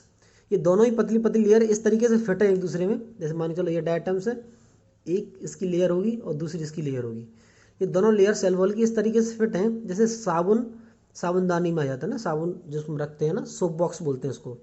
तो सोप बॉक्स में जैसे सोप आ जाता है उस तरीके से फिट हो जाते हैं ये। The walls are embedded in the silica. इनकी सेल वॉल में क्या मिलता है हमको, सिलिका मिलता है, एंड दस the walls are indestructible.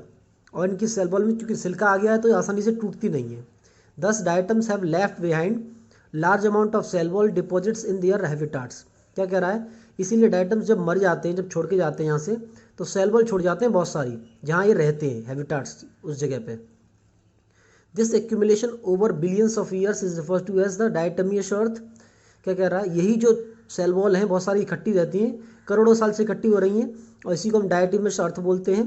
Being gritty this soil is used in the polishing, क्योंकि ग्रिटी होती है, ग्रिटी मतलब थोड़ा सा जैसे खुरदुरा, जिनमें ग्रिप होती है, तो इसके लिए इसका हम यूज़ करते हैं पॉलिशिंग में, यानी पॉलिश करने में, ठीक है ना, पेंट वगैरह में, और फिल्ट्रेशन में यूज़ करते हैं, फिल्टर करने में, किसको, ऑयल और सिरप को, सिरप ऑयल को फिल्टर करने में। जो ऑयल आप लाते हैं ना मार्केट से, सरसों वगैरह तेल या किसी और चीज़ का, उसको साफ़ करने के लिए इस्तेमाल किया जाता है डायटम के साथ। इसके अलावा सिरप जो आप पीते हो उसका भी साफ़ करने के लिए इस्तेमाल किया जाता है डायटम्स का। और diatoms are the chief producer of the oceans, very important, ये एनसीईआरटी का यहाँ से उठाया जाता है नीट में एग्जाम में। तो डायटम्स क्या हैं, चीफ प्रोड्यूसर होते हैं। जितने भी एक्वाटिक ओशियंस में जितने भी एक्वाटिक एनिमल्स रह रहे हैं उन सबको फूड कौन प्रोवाइड करवाएगा, डायटम्स, क्योंकि चीफ प्रोड्यूसर यही होते हैं। अगली क्लास है हमारी dinoflagellates. These organisms are mostly marine and photosynthetic. क्या कहता है ये जो हमें मिलेंगे, पहली बात तो इनका जो हैबिटेट है वो क्या हो जाएगा, ओशियंस यानी कि खारे पानी में मिलेंगे हमको। फोटोसिंथेटिक होते हैं यानी खाना खुद बनाते हैं। They appear yellow, green, brown, blue, red on depending on the main pigments present in their cells. क्या कहता है ये हमें अलग अलग कलर के मिलने वाले हैं, जैसे येलो मिलने वाला है हमको, ग्रीन मिलने वाला है, ब्राउन मिलने वाला है, ब्लू मिलने वाला है, रेड मिलने वाला है, पर डिपेंड करता है इनके अंदर कौन सा पिगमेंट है। अब ये पिगमेंट क्या होते हैं, पिगमेंट एक तरह का लिक्विड होता है जो जिस तरह का लिक्विड मिलेगा, येलो मिलेगा तो येलो हो जाएंगे, ग्रीन मिलेगा तो ग्रीन हो जाएंगे। तो जो उनका मेन पिगमेंट होगा जो भी मिलेगा उसके हिसाब से जो इनकी सेल में प्रेजेंट होगा उसके हिसाब से इनका रंग बदल जाता है। The cell wall has stiff cellulose plates.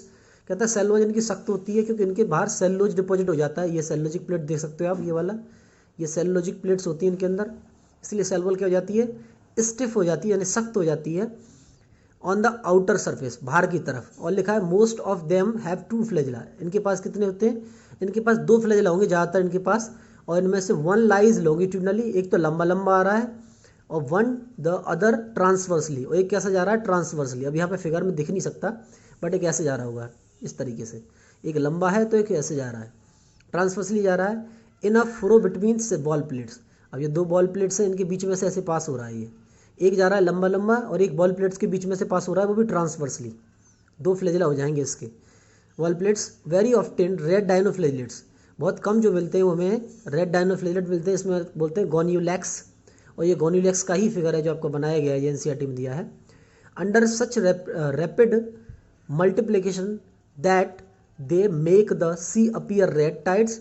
क्या कहता है, लगातार डिवाइड करते हैं खुद को स्पीड से रैपिडली, जिसकी वजह से समुद्र में कैसे दिखाई देता है, लाल दिखाई देता है, रेड टाइड्स मतलब पूरा रंग जाता है उसको। Toxins release by such large number में even kill other marine animal such as fishes. क्या कहता है, ये टॉक्सिन्स भी रिलीज करते हैं जिससे बहुत सारे एक्वाटिक एनिमल्स मर जाते हैं, जैसे मरीन एनिमल मर जाते हैं, जैसे फिश हो जाएगी इसमें। नेक्स्ट क्लास है हमारी euglenoids. Majority of them are fresh water organism found in stagnant water. क्या कहता है, ज़्यादातर हमें कैसे मिलेंगे, फ्रेश वाटर मतलब साफ पानी मिलेंगे, और ठहरे हुए पानी मिलते हैं। स्टेगनेंट का मतलब होता है स्टैंडिंग वाटर। कहाँ मिलते हैं, ठहरे हुए पानी मिलते हैं। Instead of a cell wall they have a protein rich layer called pellicle which makes their body flexible. क्या कह रहा है, सेल वॉल नहीं होती इनके पास में, पर सेल वॉल की जगह क्या मिलेगी हमको, प्रोटीन की बनी हुई लेयर मिलती है जिसका नाम है पेलिकल, जो उनकी बॉडी को फ्लेक्सिबल करती है, यानी कि मूव कर सकते हैं किसी भी तरीके से। दे हैव 2 फ्लैजिला, इनके पास भी 2 फ्लैजिला होते हैं, अ शॉर्ट एंड 1 लॉन्ग। तो एक शॉर्ट होता है, ये देख सकते हो छोटा सा, एक बड़ा होता है फ्लैजिला, 2 होते हैं, ठीक है ना, या शॉर्ट और एक लॉन्ग हो जाएगा। Though they are photosynthetic in the presence of sunlight.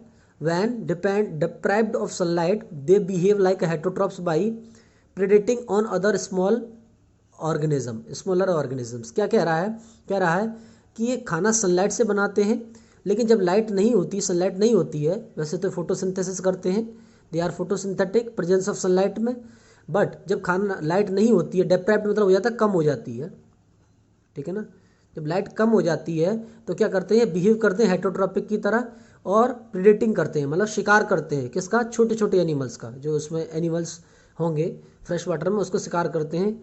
Interestingly the pigments of the euglenoids are identical to those present in higher plants.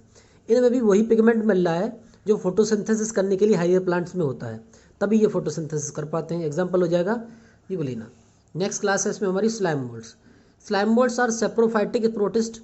Saprophytic मतलब जो डेड या डिकम्पोज डिके से अपना खाना लेंगे।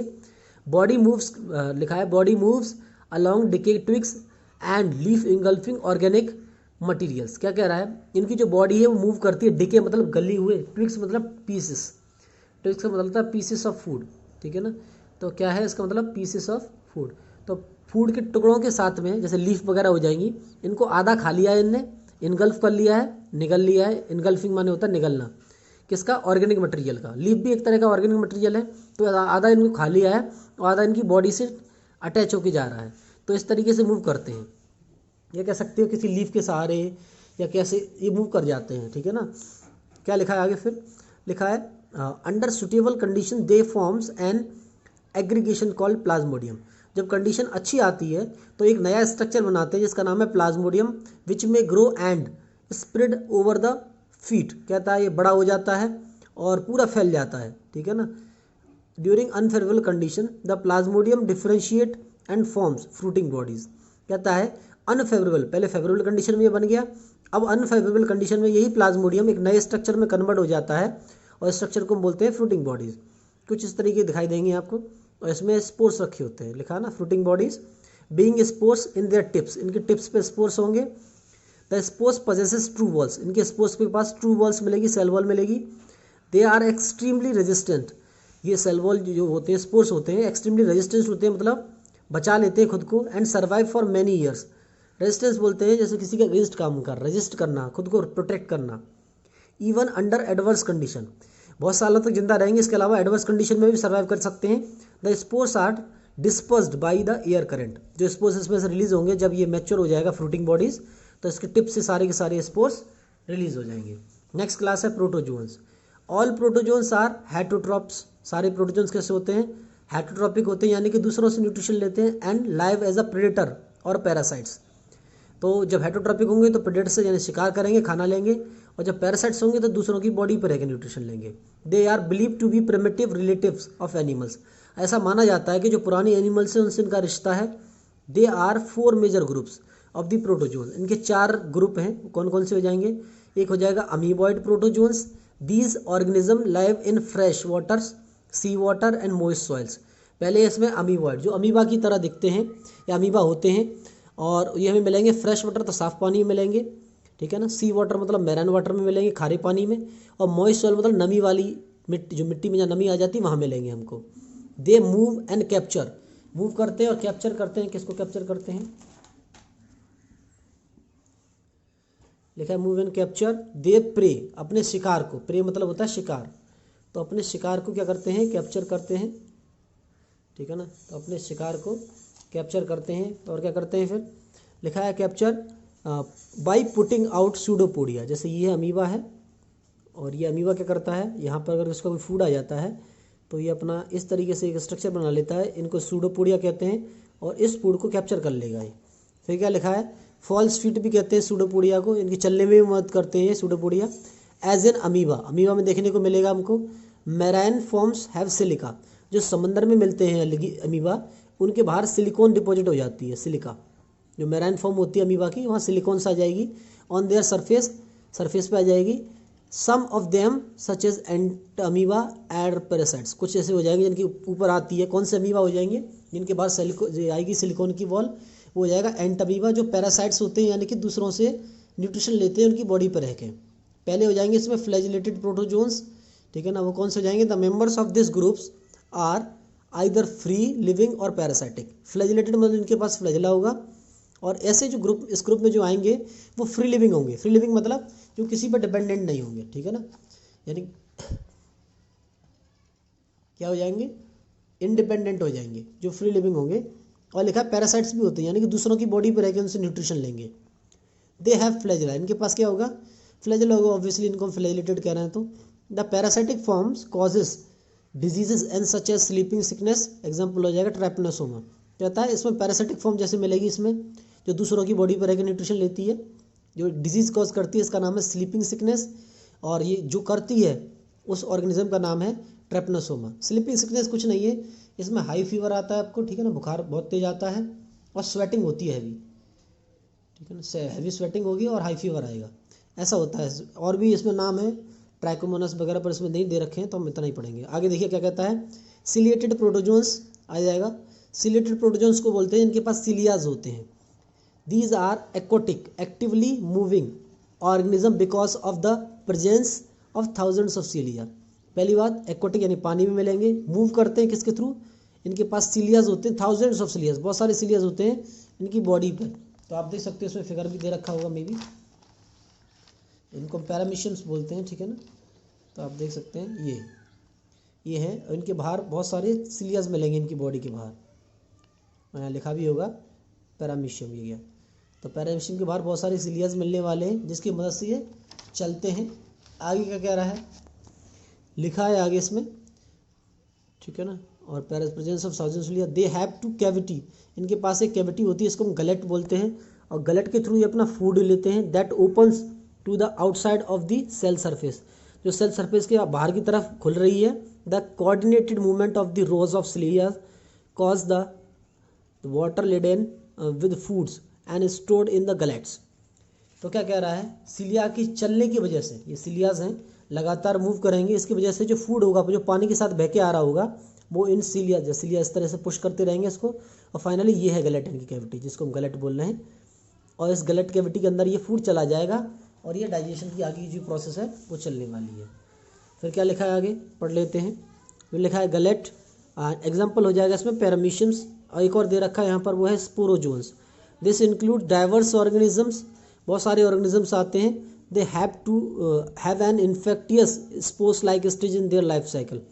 जब ये स्पोर्स बनाते हैं तो इनकी स्पोर्स की जो लाइफ साइकिल है, जब स्पोर्स बनते हैं वो इन्फेक्टियस बनती है, यानी बीमारी करती है। इंक्लूड्स डाइवर्स मतलब बहुत सारे हैं, have to be infectious, infectious होती है इनकी स्पोर्स लाइक स्टेज साइकिल, जो लाइफ साइकिल में होगी। मोस्ट नोटेरियस मतलब फेमस, नोटेरियस का मतलब होता है फेमस, तो बहुत फेमस है इस प्लाज्मोडियम मलेरिया पैरासाइट, इसमें आ जाएगा, जो हमको मलेरिया नाम की बीमारी करता है, विच कॉजेज मलेरिया और disease which has a staggering effect on human population. ये जो लगातार साइक्लिकली, इसको साइक्लिक कहते हैं, साइक्लिकली जो क्या करता है, ह्यूमन पॉपुलेशन को अफेक्ट करता है, ठीक है ना। एक से दूसरे में, दूसरे से तीसरे में फैलता है मलेरिया। मलेरिया वैसे तो मच्छर से होता है, जिसका नाम है फीमेल एनोफिलीज बोलते हैं, पर वो फीमेल एनोफिलीज के अंदर जो मेन चीज़ होती है पैथोजन, वो यही होता है हमारा प्लाज्मोडियम कहते हैं इसको हम, ठीक है ना। ये गया। नेक्स्ट किंगडम आता है हमारा किंगडम फंजाई, ठीक है ना। सो किंगडम फंजाई देखते हैं। अब आता है kingdom fungi. So kingdom fungi constitutes a unique kingdom of heterotrophic organism। ये अलग ही है अपने आप पे, क्यों, यहाँ पर हेटरोट्रॉपिक ऑर्गेनिज्म आएंगे सारे के सारे। दे show a great diversity in morphology and habitats, अलग अलग तरह की डाइवर्सिटी शो करते हैं मॉर्फोलॉजी एंड हैबिटाट्स में, मतलब अलग अलग तरह के इसमें फॉर्म मिलने वाले, यूनिसेलर भी होंगे, मल्टीसेलर भी होंगे। इसके अलावा इनके हैबिटाट्स भी अलग अलग तरह के होंगे, कुछ हमारे घर में मिलते हैं, कुछ हमें डिजीज़ करते हैं, इस तरह के फंजाई अलग अलग हैबिटाट्स में मिलेंगे। You must have seen fungi on A moist bread and routine fruits, कहता है आपने फंजाई को देखा होगा कहाँ पर, मॉइस्ट ब्रेड पे भी देखा होगा और रूटिन फ्रूट्स पे भी देखा हुआ है। मॉइस्ट ब्रेड मतलब नमी वाला ब्रेड, और रूटिन फ्रूट मतलब सड़े हुए फ्रूट, जो फ्रूट सड़ जाते हैं ना आपके घर में, केले वगैरह पर आप आसानी से देख सकते हैं इसको। The common mushroom you eat and toadstool are also fungi, आप जो मशरूम खाते हो या इसके अलावा टोडस्टूल जिसके बारे में बोला गया है वो क्या है, मशरूम की तरह ही दिखने वाला एक स्ट्रक्चर होता है, मशरूम के जैसा, मशरूम लाइक, उसको हम टोडस्टूल बोलते हैं, वो भी फंजाई है। वाइट स्पॉट्स जो आप मस्टर्ड्स पे देखते हो वो भी फंजाई है, मस्टर्ड्स के प्लांट पे आप देख सकते हो बीमारी हो जाती है, वाइट स्पॉट्स हो जाते हैं, वो इसलिए हो जाते हैं क्योंकि पैरासिटिक फंजाई आ जाता है इसके ऊपर, पैरासिटिक फंगस होते हैं वो। और कुछ जो होते हैं यूनिसेलर भी होते हैं, जैसे यीस्ट हो जाएगा जो, और कुछ ऐसे होते हैं जो यीस्ट हो जाएगा, और जो ब्रेड बनाने में लिखा है ना, सब unicellular yeast and use to make bread and beer, जो ब्रेड और बियर बनाने में यूज होता है। बियर मतलब आप जानते होंगे, बियर और जो ब्रेड बनता है वो इसी से बनता है। अदर फंजाई कॉजेज डिजीज, कुछ ऐसे भी हैं जो डिजीज कॉज करते हैं प्लांट्स एंड एनिमल्स, जैसे wheat rust causing by Puccinia, wheat rust जो कॉज होती है वो पक्सीनिया नाम के फंगाई से होती है। And is an most important example, ध्यान रखना ये क्योंकि पूछे गए मेडिकल में कहीं, और वैसे भी ध्यान रखिए, ठीक है ना। Some are the source of antibiotics, कुछ तो ऐसे होते हैं जिसमें एंटीबायोटिक के सोर्स होते हैं, जैसे पेनिसिलियम हो जाएगा। फंजाई आर एंटीबायोटिक, मतलब आपको बता दें पेनिसिलियम, इसका पूरा नाम है पेनिसिलियम नोटेटम, ठीक है ना, इसको बोलते हैं हम पेनिसिलियम नोटेटम, और इस दुनिया की पहली एंटीबायोटिक्स बनाई गई थी, इसका नाम है पेनिसिलिन। पेनिसिलिन से ही पहली दुनिया की एंटीबायोटिक बनी थी, इसका नाम है पेनिसिलिन। कहता है फंजाई आर कॉस्मोपॉलिटन बोलते हैं जो हर जगह होते हैं, एवरीवेयर, हर जगह है fungi, and occur in air, water, soil and animals and plants, हर जगह मिलना है, प्लांट्स पे भी हो सकते हैं, एनिमल पे भी हो सकते हैं, इसके अंडे सब जगह घूम रहे हैं, स्पोर्स जो इनके हैं ना। और क्या कहता है, कहाँ मिलने वाले हैं, हवा में भी हो सकते हैं, वाटर में भी हो सकते हैं, मिट्टी में भी हो सकते हैं। लिखा है they prefer to grow in warm and humid places, पर ये ज़्यादातर कहाँ मिलेंगे हमको, थोड़ी नमी वाले क्षेत्र में, यानी कि ह्यूमिड प्लेसेस में। इसके अलावा थोड़ा वार्मर एरिया हो, ना गर्म हो ना ठंडा हो, ऐसी जगह मिल जाएंगे। Have you ever wondered why we keep food in the refrigerators? कहता है आपको कभी आश्चर्य हुआ है कि आपने कभी देखा है कि आप खाना फ्रिज में ही क्यों रखते हैं? Yes, it is to prevent food from going bad due to the bacterial and fungal infection. इसलिए रखते हैं फ्रिज में खाना ताकि उसमें बैक्टीरिया या फंजाई का इन्फेक्शन ना हो जाए और वो ख़राब ना हो जाए। With the exception of yeast which are unicellular, fungi are filamentous. कहता है अगर हम ईस्ट को छोड़ दें तो ज़्यादातर फंजाई कैसे हैं? फिलामेंटस हैं, फिलामेंटस फॉर्म में मिलते हैं, ठीक है ना। लिखा है their bodies consist of cylindrical, body कैसी हो जाएगी? सिलेंड्रिकल, मतलब ऐसी लंबी लंबी सिलेंड्रिकल शेप हो जाएगी। फिर लिखा है थ्रेड लाइक स्ट्रक्चर, धागे की तरह हो सकती है, लाइक स्ट्रक्चर कॉल्ड हाइफी। इसको हम क्या बोलेंगे? ये सिलेंड्रिकल या थ्रेड लाइक स्ट्रक्चर जो होते हैं इनको हम हाइफी बोलते हैं, ठीक है ना। The network of hyphae is known as mycelium. अब ये हाइफी जब बहुत सारे इकट्ठे हो जाएंगे, एक से दूसरा मिल जाएगा, तीसरा मिल जाएगा, ऐसे बनते चले जाएंगे, तो इस स्ट्रक्चर को माइसीलियम बोलते हैं, ठीक है ना। Some hyphae are continuous tube filled with multinucleated cytoplasm. कुछ ऐसे होते हैं जो लगातार अपने अंदर बहुत सारा साइटोप्लाज्म भर लेते हैं हाइफी, और मल्टी न्यूक्लिएटेड कंडीशन मिलती है, यानी बहुत सारे न्यूक्लियस हो जाएंगे जिसमें, ठीक है ना। इनकी ट्यूब्स में, ट्यूब मतलब ये लाइन, इनकी ट्यूब्स में बहुत सारा साइटोप्लाज्म भर जाएगा और मल्टी न्यूक्लिएटेड कंडीशन हो जाएगी, मतलब बहुत सारे न्यूक्लियस होंगे इसमें, तो इसको बोलते हैं, लिखा है some hyphae are continuous filled with multi cytoplasm, these are called coenocytic hyphae. इनको सीनोसाइटिक हाइफी बोलते हैं। और अदर हैव सेप्टेड, बाकी कैसे हो जाएंगे? इनके बीच में साइटोप्लाज्म मिक्स नहीं होगा, इनके बीच में सेल वॉल्स लगी होंगी यहाँ पर इस तरीके से, तो सेप्टेड वॉल्स होंगी इनके पास, septate wall in their hyphae. The cell walls of fungi are hyphae others have septate और cross wall in their hyphae. अदर के अंदर ऐसी होने वाली है, ठीक है ना, तो ऐसी क्रॉस वॉल हो जाएंगी। अब कहता है आगे cell wall of are fungi composed of chitin. Cell wall fungi किसकी बनी होती है? काइटिन की बनी होती है एंड पॉलीसैकेराइड्स की बनी होती है, ठीक है ना। जैसे ग्लूकेन वगैरह होते हैं, नाम नहीं है इसमें। मोस्ट फंजाई आर हेटरोट्रॉपिक, ज़्यादातर फंजाई कैसे होते हैं? हेटरोट्रॉपिक, मतलब जो दूसरों से खाना लेते हैं।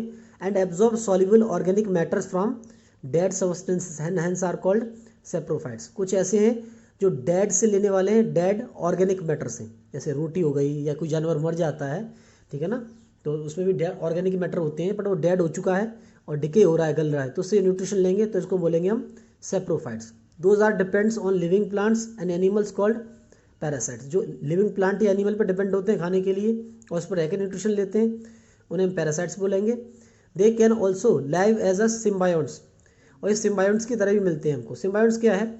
ये बेनिफिट टू ईच अदर का रिश्ता है, बेनिफिट टू ईच अदर, मतलब कोई किसी को नुकसान नहीं पहुंचाने वाला, एक दूसरे को फायदा देते हैं। तो किसके साथ करते हैं?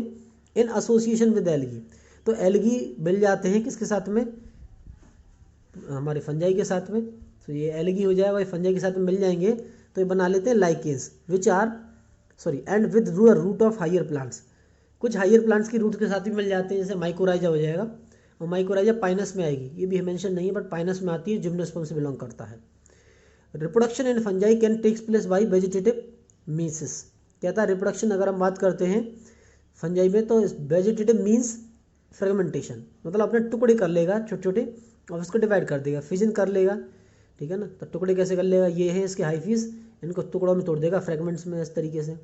और फिजन की अगर हम बात करते हैं तो धीमे धीमे अपने बॉडी को मूव करेगा, फिर तोड़ देगा। और लेकर रखा बडिंग, तो बडिंग ईस्ट में होती है, कुछ इस तरीके हो जाएगी, ईस्ट बाहर की तरफ एक स्ट्रक्चर निकाल लेता है, इसको बडिंग बोलते हैं। ये सेक्सुअल रिप्रोडक्शन करेंगे ये स्पोर फॉर्मेशन के थ्रू, जिनको हम बोलते हैं कोनिडियास, ठीक है ना। और स्पोंजियोस्पोर्स भी बोलते हैं और जूस्पोर्स भी बोलते हैं। जूस्पोर्स मोटाइल होते हैं, स्पोंजियोस्पोर्स या कोनिडियास होते हैं नॉन मोटाइल होते हैं। एंड सेक्सुअल रिप्रोडक्शन कैसे करने वाले हैं? ऊस्पोर्स से। ऊस्पोर्स की बात करते हैं तो ये हमें मिलने वाले हैं फाइकोमाइसिटीज में, एस्कोस्पोर्स मिलेंगे एस्कोमाइसिटीज में, और बेसिडियोस्पोर्स मिलेंगे बेसिडियोमाइसिटीज में। तो इस तरह के स्पोर्स मिलते हैं। अभी क्लासेस जो आप पढ़ने वाले हो आगे इसमें लिखा है ना, sexual reproduction by oospores, ascospores, basidiospores, ये क्लासेस हैं फंजाई की जो हमें डिस्कस करेंगे आगे। The various spores are produced in distinct structure. जो स्पोर्स है जिस स्ट्रक्चर में मिलते हैं, बनते हैं, उस स्ट्रक्चर को हम बोलते हैं fruiting bodies. The secondary the sexual cycle involve the following 3 steps. जो सेक्सुअल रिप्रोडक्शन करेंगे वो 3 स्टेप्स में चलता है। पहला है फ्यूजन ऑफ प्रोटोप्लाज्म, यानी कि प्लाज्मा मेम्ब्रेन। प्रोटोप्लाज्म का मतलब क्या हो जाएगा यहाँ पर? Plasma membrane. तो प्लाज्मा मेम्ब्रेन का फ्यूजन होने वाला है बिटवीन किसका? मोटाइल टू मोटाइल और नॉन मोटाइल, दो मेल गैमेट या फीमेल गैमेट होंगे, या तो मोटाइल होंगे, देखो एक होता है मेल एक होता है फीमेल, तो या तो मोटाइल होंगे या नॉन मोटाइल होंगे। गैमीट्स इनके फ्यूजन को बोलते हैं, इनकी प्लाज्मा मेम्ब्रेन के फ्यूजन को बोलते हैं हम प्लाज्मोगेमी। तो फ्यूजन ऑफ प्रोटोप्लाज्म यानी plasma membrane between two motile and non motile gametes is called plasmogamy. और फ्यूजन ऑफ टू न्यूक्लियाई, जब इनके न्यूक्लियस फ्यूज करते हैं, जैसे एक जो हमारा दोनों गैमेट जब इनकी प्लाज्मा मेम्ब्रेन मिली तो हमने इसको बोला प्लाज्मोगेमी, और इसके अंदर के जब न्यूक्लियस फ्यूज करेंगे आपस में तो इसको हम बोलेंगे कैरियोगेमी, या इस तरीके से लिखा है आगे। Meiosis and zygote resulting in the haploid spores, फिर इनमें मियोसिस होगी और ये किस में कन्वर्ट हो जाएंगे, स्पोर्स में, बहुत सारे माइटोसिस मियोसिस करके डिवाइड कर लेंगे अपने आप को, 1 से 2 बनाएंगे, 2 से 4 बना लेंगे, इस तरीके से डिवीजन चलता रहता है इनमें। When the fungus reproduce sexually, अगर वो सेक्सुअली रिप्रोड्यूस करता है, 2 हैप्लॉइड हाइफी बनाएगा, लिखा है 2 हैप्लॉइड हाइफी ऑफ कंपैटिबल मेटिंग्स। इनकी जो ब्रांचेस हैं, जो फंजाई की ब्रांचेस बताई थी ना, वो मेट करती हैं, आपस में मिलती हैं, ठीक है ना। कंपैटिबल मतलब एक दूसरे वाली होनी चाहिए, मैचिंग करने वाली होनी चाहिए। कंपैटिबल मतलब ऐसा नहीं फंजाई कि आप किसी और से करवा दो। Mating types together and fuse, आपस में फ्यूज कर जाएंगी। In some fungi fusion of 2 haploid cells immediately result in the diploid cells, तो जिनमें फ्यूजन होता है उनमें एक नया डिप्लॉइड सेल बन जाता है। However in others fungi ascomycetes and basidiomycetes and intervening dikaryotic stage. अगर हम बात करते हैं इसमें 2 क्लास दे रखी है फंजाई की, जिनमें ये डिप्लॉइड जो इमीडिएटली रिजल्ट बनाना डिप्लॉइड सेल्स का, ये क्या हो जाएगा, इसमें बनेगा फंजाई, इसमें मिलेगा हमको एस्कोमाइसिटीज में और बेसिडियोमाइसिटीज में। एस्कोमाइसिटीज और basidiomycetes these are the class, ये क्लास है, किसकी क्लास है, फंजाई की, 4-5 होंगी इसमें, ठीक है ना, पढ़ेंगे। तो इसमें से एस्कोमाइसिटीज और बेसिडियोमाइसिटीज वाली जो हैं इंटरवेनिंग मतलब रुक जाती हैं एक स्टेज में जिसका नाम है डाइकैरियोटिक, यानी इनके न्यूक्लियस तो फ्यूज्ड हो गए पर इसी स्टेज में रुक गया ये, इसी स्टेज को बोलते हैं डाइकैरियोटिक स्टेज। और इसमें n+n यानी एक न्यूक्लियस के लिए n आ रहा है, दूसरे न्यूक्लियस के लिए n आ रहा है, तो 2 न्यूक्लियाई पर सेल, ठीक है ना। Occurs such conditions called dikaryon बोलेंगे, इस कंडीशन को बोलेंगे dikaryons. And the phase is called dikaryotic phase, इस फेज को हम बोलते हैं डाइकैरियोन फेज। ये फंगस में मिलेगा। Later parental nuclei fuse and cells become diploid, इनकी जो पेरेंटल न्यूक्लियाई है बाद में ये फ्यूज्ड हो जाएंगे और सेल अब कैसा हो जाएगा फ्यूजन के बाद, डिप्लॉयड, यानी कि 1 और 2 न्यूक्लियस फ्यूज्ड हो चुके हैं, प्लाज्मा मेम्ब्रेन पहले ही फ्यूज हो चुकी थी इनकी। फिर क्या कहता है आगे, फंजाई फॉर्म फ्रूटिंग बॉडीज, क्या बना लेंगे, फ्रूटिंग बॉडीज बना लेंगे आगे जाके। फ्रूटिंग बॉडीज क्या आती हैं, वही प्लाज्मोडियम वाली स्टेजेस। फ्रूटिंग बॉडीज बनाने के बाद क्या करेंगे, लिखा है इन विच रिडक्शन डिवीजन, रिडक्शन मतलब मियोसिस होगा जिनमें, रिडक्शन डिवीजन हम मियोसिस को बोलते हैं। तो इनमें क्या होने वाला है, रिडक्शन डिवीजन होगा और leading to formation of haploid spores, क्या बनाएंगे, हैप्लॉइड स्पोर्स, यानी कि वही जब 1 से 2 सेल बनते हैं तो इसको बोलते हैं माइटोसिस, 2 से 4 बनते हैं तो इसको बोलते हैं मियोसिस, और मियोसिस का दूसरा नाम होता है रिडक्शनल डिवीजन, ठीक है ना, रिडक्शनल डिवीजन भी कहते हैं। और माइटोसिस को हम इक्वेशनल डिवीजन के नाम से भी जानते हैं, इक्वेशनल डिवीजन। तो क्या कहता है आगे, फिर इस तरीके से डिवाइड कर लेंगे, बना लेंगे 4 spores haploids. The morphology of the mycelium, mode of spores formations, fruiting bodies forms the basis for the division of the kingdom into 2 various classes. कहता है मॉर्फोलॉजी के हिसाब से इनकी माइसीलियम यानी कि ब्रांच ऑफ फंगस, माइसीलियम होती है फंजाई की ब्रांच, ठीक है ना। और mode of spore formation, spores कैसे बनना है इनके अंदर, फ्रूटिंग बॉडीज कैसी होती हैं, इसके हिसाब से हमने इनको कुछ क्लासेस में डिवाइड किया। वो क्लासेस कौन सी हो जाएंगी, जिनमें पहली हमारी फाइकोमाइसिटीज, लिखा है इसमें members of phycomycetes are found in aquatic habitats, कहाँ मिलेंगे हमको, पानी में मिलने वाले हैं, एंड ऑन डिकेइंग वुड्स, और लकड़ी जो गल रही होगी उसमें मिलेंगे हम, एंड मॉइस्ट में जो लकड़ी होगी नमी में होगी और जो गल रही होगी उसमें मिलेंगे, एंड डैम सॉइल, गड्ढाओं में मिलेंगे हमको, और as an obligate parasites on plants की रूट्स में भी मिलते हैं, जो उल्टे चलते हैं यानी कि रूट से स्टेम की तरफ जाते हैं, उनको ऑब्लिगेट बोलते हैं। सो ऑब्लिगेट पैरासाइट्स भी होंगे प्लांट्स में कुछ। माइसीलियम इज सेप्टेट हो जाएगी, इनकी सिनोसाइटिक कंडीशन मिलेगी, ठीक है ना, माइसीलियम सेप्टेट होगी, सिनोसाइटिक कंडीशन हो जाएगी इसमें। और लिखा है sexual reproduction takes place by zoospores, किससे बनने वाला है, जू स्पोर्स से बनने वाला है। सेक्सुअल रिप्रोडक्शन की हम बात करें, asexual reproduction takes place by zoospores, asexual zoospores से बनेगा जो मोटाइल होंगे, और ए प्लेनो स्पोर्स यानी नॉन मोटाइल भी हो सकते हैं। स्पोर्स क्या होता है पता है ना, एक फंजाई है, फंजाई के न्यूक्लियस मल्टीपल टाइम में अपने आप को डिवाइड कर लेते हैं और स्पोर्स बना लेते हैं, और बाद में इसे अपनी सेल मेम्ब्रेन को ब्रेक कर देते हैं या सेल वॉल को। इनमें से जो स्पोर्स निकलते हैं वो रिलीज होकर नया बनाते हैं। तो ये स्पोर्स जो निकल रहे हैं ये मोटाइल भी हो सकते हैं, जू स्पोर्स भी हो सकते हैं, नॉन मोटाइल भी हो सकते हैं, नॉन एप्लानोस्पोर्स भी हो सकते हैं। दीज स्पोर्स आर एंडोजिनसली, ये अंदर बनते हैं, प्रोड्यूस इन द स्पोरेंजियम। जिस कैविटी में स्पोर्स बनते हैं उसको स्पोरेंजियम बोलते हैं। A zoospores is formed by fusion of two gametes. Zoospores कैसे बना है? दो गैमेट्स के फ्यूजन की वजह से बनता है। These gametes are similar in morphology, अगर वो दिखने में वो गैमेट्स दोनों एक जैसे होंगे तो इसको हम आइसोगैमस बोलेंगे, और डिसिमिलर होंगे तो इसको हम एनाइसोगैमस बोलेंगे और ऊगैमस बोलेंगे। सम कॉमन एग्जाम्पल आर म्यूकर्स, इसमें कुछ एग्जाम्पल हो जाएंगे, ऐसे हो जाएगा म्यूकर, राइजोपस यानी कि ब्रेड मोल्ड जो ब्रेड के ऊपर मिलता है, मेंशन अर्लियर पहले भी बता चुके हैं। एल्बिगो जो पैरासाइट्स है मस्टर्ड्स में, मस्टर्ड की लीफ में मिलने वाला है हमको। नेक्स्ट क्लास है हमारी एस्कोमाइसिटीज, कॉमनली नोल्ड, इसको बोलते हैं sac fungi. The ascomycetes are mostly multi cellular. Ascomycetes जितने भी होंगे उसमें हमने यूनिसेलर देखा ईस्ट, पर इसमें जितने भी आएंगे वो सब कैसे आएंगे? मल्टी सेलुलर आएंगे। और एग्जाम्पल हो जाएगा पेनिसिलियम। और रियरली यूनिसेलर भी होते हैं, जैसे सॉरी इसी में आएगा यूनिसेलर, तो रियरली यूनिसेलर, ज़्यादातर मल्टी सेलुलर होते हैं पर रियरली यूनिसेलर भी होते हैं, जैसे ईस्ट हो जाएगा। इसका नाम है सेक्रोमाइसिस बोलते हैं इसको scientific name. They are sporophytic, मतलब स्पोरोफाइटिक मतलब डेड डिकम्पोज से अपना न्यूट्रिशन लेगा, लिखा है डिकम्पोजर्स। गलाते हैं चीज़ों को, पैरासाइट दूसरों की बॉडी पर रहकर न्यूट्रिशन लेते हैं। कॉप्रोफिलस उनको बोलते हैं जो गोबर के ऊपर आ जाते हैं, फंजाई। और माइसीलियम मतलब ब्रांच ऑफ फंगस। क्या लिखा है आगे? Branch of fungus is branched and septate. Fungus कैसे होंगे? ब्रांच होंगे और सेप्टेड होंगे, मतलब अलग अलग होंगे। तो सेक्सुअल स्पोर्स जो बनेंगे वो कोनिडिया के थ्रू प्रोड्यूस होंगे बाहर की तरफ, on the special mycelium called कोनिडियोफोर्स। Special mycelium मतलब क्या? एक जैसे ये फंजाई की ब्रांच है, और जो ब्रांच के सेल्स होते हैं वो स्पेशली होते हैं जो बनाते हैं किसको? कोनिडियाज को बनाते हैं। इस तरीके से आप फिगर देख सकते हो, यह शायद है, इसमें नहीं है, पता नहीं, आई एम नॉट श्योर, है नहीं इसमें फिगर, ठीक है ना। तो कुछ इस तरीके से बना लेंगे, देखो ये इस तरीके से। तो इनके जो स्पेशल सेल्स होते हैं माइसीलियम के वही बनाते हैं कोनिडियाज को, और बाहर की तरफ बनाते हैं तो बोलेंगे एक्सोजिनसली। कोनिडिया जर्मिनेट हो जाते हैं, ये कोनिडिया जर्मिनेट हो जाएंगे और प्रोड्यूस करेंगे। जर्मिनेट होने के बाद क्या करेंगे? ठीक है ना, conidias are germinates and produce mycelium. ये कोनिडिया फिर वापस माइसीलियम बना लेंगे, यानी ब्रांचेस बना लेंगे फंजाई की। Sexual spores are called, sexual spores जो बनेंगे इसमें से बोलेंगे एस्कोस्पोर्स, और ये प्रोड्यूस होते हैं अंदर की तरफ एंडोजिनसली, एक सैक में प्रोड्यूस होते हैं। और इस सैक का नाम है, मतलब सेक्सुअल स्पोर बनने वाले इस तरीके से एक सैक में, और इस सैक का नाम है एस्काई। क्या बोलेंगे? एस्काई, क्योंकि एस्कोमाइसिटीज में मिलता है। और सिंगुलर में इसको एस्कस भी कहते हैं। These ASCII arrange in different types of fruiting bodies. बाद में ये कन्वर्ट हो जाएंगे फ्रूटिंग बॉडीज में, मतलब क्या? जिसमें सेक्सुअल रिप्रोडक्शन के बाद हैप्लॉइड स्पोर्स बन चुके होंगे मियोसिस के बाद में। सो लिखा है endogenously sex ASCII ascus. These ASCII arrange in different types of fruiting bodies called ascocarps बोलेंगे। इन फ्रूटिंग बॉडीज जो बनेंगी इसमें इनका नाम बोला जाएगा एस्कोकार्प्स। और कुछ एग्जाम्पल हो जाएंगे इसमें, जैसे एस्परजिलस, ठीक है ना, क्लेबिसेप्स, ये एग्जाम्पल है। न्यूरोस्पोरा, न्यूरोस्पोरा का इस्तेमाल हम करते हैं बायोकेमिकल और जेनेटिक वर्क्स में, ठीक है ना, जीन्स वगैरह की स्टडी करने के लिए। मैनी मेंबर्स लाइक मोरेल्स, कुछ ऐसे होते हैं, मोरेल्स मतलब ग्रुप में होते हैं, कुछ टफल्स अलग अलग होते हैं, और ये इडबल होते हैं, खा भी सकते हैं इनको, खाने में बहुत ही ज़्यादा डिलीशियस होते हैं ये। नेक्स्ट क्लास इसमें दे रखी है हमारी बेसिडियोमाइसिटीज।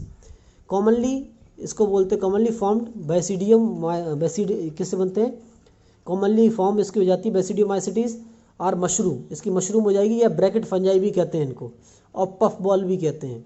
पफ बॉल मतलब वही अम्ब्रेला लाइक स्ट्रक्चर हो जाएगा, ठीक है ना। They are grow in soil, कहाँ मिलेंगे हमको? सॉइल यानी मिट्टी में मिलेंगे। इसके अलावा लोग्स बोलते हैं स्टेम को, प्लांट की स्टेम पे मिलेंगे। Tree stumps parts of plants पे मिलेंगे हमको, और लिविंग प्लांट्स बॉडीज़ पे भी मिलेंगे एज अ पैरासाइट्स। तो ऐसा हो जाएगा स्मट्स और रस्ट, ये दोनों हमको लिविंग प्लांट्स पे मिलते हैं और उससे न्यूट्रिशन लेते हैं, पैरासाइट की तरह काम करते हैं। माइसीलियम इस ब्रांच्ड हो जाएगी इनकी, और सेप्टेड हो जाएगी। माइसीलियम कैसी हो जाएगी? ब्रांच्ड है। और सेप्टेड मतलब क्या? इनके पास अपना अपना ओन न्यूक्लियस होगा, सबके पास में खुद का, ठीक है ना, इनका अपना अपना न्यूक्लियस होगा इस तरीके से खुद का। तो ये हो जाएगी ब्रांच एंड सेप्टेड हो जाएगी। फिर क्या लिखा है? And sexual spores are generally found not found, sexual spores नहीं बनेंगे, सॉरी ए सेक्सुअल स्पोर्स में नहीं बनेंगे, बट वेजिटेटिव रिप्रोडक्शन होता है फ्रेगमेंटेशन से, यानी कि इनके जो यही हैं हाइफी हैं, ये ब्रेक हो लेंगे अपने आप को, फ्रेगमेंटेशन पहले बता चुका हूँ मैं, वैसे करने वाले हैं ये। और सेक्स ऑर्गन इनमें एब्सेंट होते हैं, सेक्सुअल रिप्रोडक्शन कंप्लीट नहीं होता है, बट प्लाज्मोगेमी होती है इनमें, लिखा है but plasmogamy is brought about fusion of two vegetative somatic different types of strains of genotypes. वही दो इनकी ब्रांचेस हैं वो फ्यूज हो जाएंगी माइसीलियम की, और इसको प्लाज्मोगेमी तो होगी इनके अंदर, मैंने इनकी प्लाज्मोगेमी तो फ्यूज होंगी, बट क्या नहीं होगी, और डिफरेंट जीनोटाइप्स होंगे इनके, जो एक इससे आ रहा होगा एक इससे आ रहा होगा, अलग अलग। इन शॉर्ट डिफरेंट फंजाई की ब्रांचेस आपस में फ्यूज करके प्लाज्मोगेमी तो करेंगी बेसिडियोमाइसिटीज़ की, और अपना अपना डीएनए भी ट्रांसफ़र करेंगी, इसको जीनोटाइप बोलते हैं। द रिजल्टेंट्स क्या बन जाएगा, एक डाइकैरियोटिक स्टेज बन जाएगी जो फाइनली देने वाली है एक नई स्टेज, और ये इन दोनों के फ्यूजन की वजह से एक नया स्ट्रक्चर बनेगा कुछ इस तरीके का। अगेन यहाँ बोल लेते हैं एस्काई, यहाँ बोलेंगे बेसिडियम इसको। और कैरियोगेमी होगी, फिर कैरियोगेमी मतलब इनके न्यूक्लियस फ्यूज कर जाएंगे आपस में, ठीक है ना। और मियोसिस होगी, और मियोसिस होने के बाद ये 4 बना लेंगे, ठीक है ना। Takes place in the basidium producing 4 basidiospores, क्या बना लेंगे 4 बेसिडियोस्पोर्स हो जाएंगे, इनमें बहुत सारे बनने वाले हैं मियोसिस करने के बाद। द बेसिडियोस्पोर्स आर एक्सोजेनसली, मतलब बाहर की तरफ बनते हैं ये, produce on the basidium, basidium में बनेंगे। The basidia are arranged in a fruiting body, यही बेसिडिया बाद में जाके फ्रूटिंग बॉडीज बना लेगा, और जिसका नाम हो जाएगा basidiocarps. Some common members of the Agaricus, कुछ कॉमन मेंबर हो जाएंगे इसके, जिसमें हो जाएगा एग्रीकस यानी कि मशरूम, अस्ट्रिलो यानी स्मर्ट्स, पक्सीनिया यानी रस्ट फंगस, पक्सीनिया जो अभी मस्टर्ड में कर रहा था। इसमें देख सकते हैं फिगर भी दे रखे हैं कुछ, इसमें फिगर दे रखे हैं हमें, जैसे म्यूकर का दे रखा है, आप देखेंगे यहाँ पर, ठीक है ना। तो म्यूकर हो जाएगा, एस्परजिलस दे रखा है, और एग्रीकस दे रखा है। ये हमारा एग्रीकस, ठीक है ना, ये है एस्परजिलस जो दे रखा है ये, और ये है म्यूकर ऊपर वाला। तो ऐसे कुछ दे रखे हैं। हम नेक्स्ट क्लास आती है हमारी, इसमें एग्जांपल हो गया। अब आती है ड्यूटेरोमाइसिटीज। ड्यूटेरोमाइसिटीज की बात करते हैं तो कहता है कॉमनली नोन एज, क्या बोलते हैं इसको, इम्परफेक्ट फंजाई। इम्परफेक्ट फंजाई बोलते हैं बिकॉज सेक्शुअल, और लगाया because only the sexual or vegetative phase of these fungi are known, क्योंकि इसमें सिर्फ ए सेक्शुअल रिप्रोडक्शन ही मिलता है, सेक्शुअल मिलता ही नहीं है।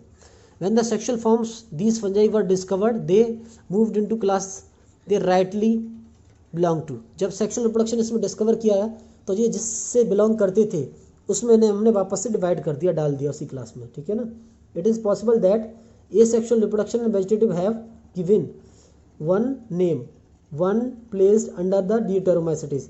ए सेक्शुअल को हम एक ही नाम दे सकते हैं, ठीक है ना, ए सेक्शुअल या वेजिटेटिव को, और ये एक ही जगह मिलेंगे हमको, एक ही ड्यूटेरोमाइसिटीज में मिलेंगे। एंड सेक्शुअल स्टेजेस जो मिलेगी हमको later placed under another class, sexual stage जब इनमें आ जाएगी तो इसको हम दूसरी क्लास में डाल देंगे। Letter when the in linkage were established, जब हमको पता चला कि इसमें सेक्सुअल रिप्रोडक्शन नहीं होता है और ये दूसरी क्लास से बिलोंग करता है, तो हमने इसको क्या किया फिर उसके साथ में, letter when the linkage were establish the fungi were correctly identify, fungi को हमने फिर वापस से करेक्टली आइडेंटिफाई किया और इनको मूव्ड आउट ड्यूटेरोमाइसिटीज, ड्यूटेरोमाइसिटीज से निकाल दिया।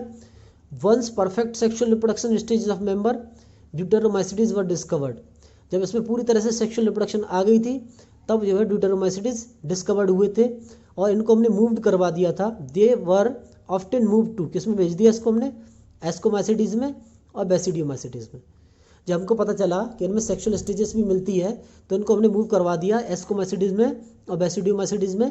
The deuteromycetes reproduce by sexual spores, जो ड्यूटेरोमाइसिटीज है वो सेक्सुअली स्पोर्स बनाती है, पहले वाली नहीं बना रही थी, सॉरी पहले वाली बना रही थी, ये नहीं बनाते हैं, लेकिन जब बनाएंगे तो इसको हम सेपरेट कर देते हैं। कैसे बनाएंगे सेक्सुअल स्पोर्स, इनका भी नाम कोनिडिया है। द माइसीलियम यानी कि ब्रांच ऑफ फंजाई सेप्टेट होगी, ब्रांच्ड होगी, और सब मेंबर्स आर सेप्रोफाइटिक, कैसे हो जाएंगे, डेड और डिके से न्यूट्रिशन लेंगे। कुछ पैरासाइट्स हो जाएंगे यानी कि दूसरों की बॉडी में रह के न्यूट्रिशन लेंगे, while large number of them are decomposer, ज़्यादातर कैसे होंगे, डिकम्पोजर यानी डेड और डिके से न्यूट्रिशन लेंगे। Of litre and help in the mineral cycling, minerals को एब्जॉर्ब करवाने में ये मदद करते हैं। और इसमें कुछ एग्जांपल हो जाएंगे हमारे, अल्टरनेरिया, कोलेकोट्राइकम और ट्राइकोडर्मा, ठीक है ना। अगर आपको कुछ भी समझ में नहीं आ रहा हो कमेंट सेक्शन में मेंशन कर सकते हैं, ठीक है। नेक्स्ट हमारी क्लास, नेक्स्ट जो हमारा किंगडम आता है, अब वो किंगडम है हमारा किंगडम प्लांटी। सो क्या है किंगडम प्लांटी, किंगडम प्लांटी क्या कहता है किंगडम प्लांटी में, kingdom Plantae includes all eukaryotic chlorophyll containing organisms commonly called plants. Kingdom Plantae में सारे यूकैरियोटिक सेल्स वाले आएंगे जिनके पास क्लोरोफिल होगी, और जिनके पास क्लोरोफिल होती है, मोस्टली प्लांट्स के पास क्लोरोफिल बी होती है, ए होती है, सी होती है, और डी होती है। तो जिनके पास भी क्लोरोफिल मिलेगी, जिन यूकैरियोटिक सेल्स के पास में, उनको हम प्लांट्स कहते हैं। A few members are partially heterotrophic such as insectivorous plants or parasites. तो कुछ ऐसे भी होते हैं, आधे से कम ऐसे हैं हमारे पास में प्लांट्स जो हेटरोट्रॉपिक भी होते हैं। इंसेक्टिवोरस जो इंसेक्ट को खाते हैं, जैसे हो जाएगा इसमें Venus fly trap. Venus fly trap जो इंसेक्टिवोरस है, जो इंसेक्ट को खाता है। और कुछ ऐसे भी हो जाएंगे हमारे पास में, जैसे लिखा है ना, और पैरासाइट्स भी होते हैं। तो इसमें आ जाएगा कस्क्यूटा, जिसको आप अमरवेल बोलते हो, तो ये भी आ जाएगा, शायद मैं भी इसमें दे रखा हो।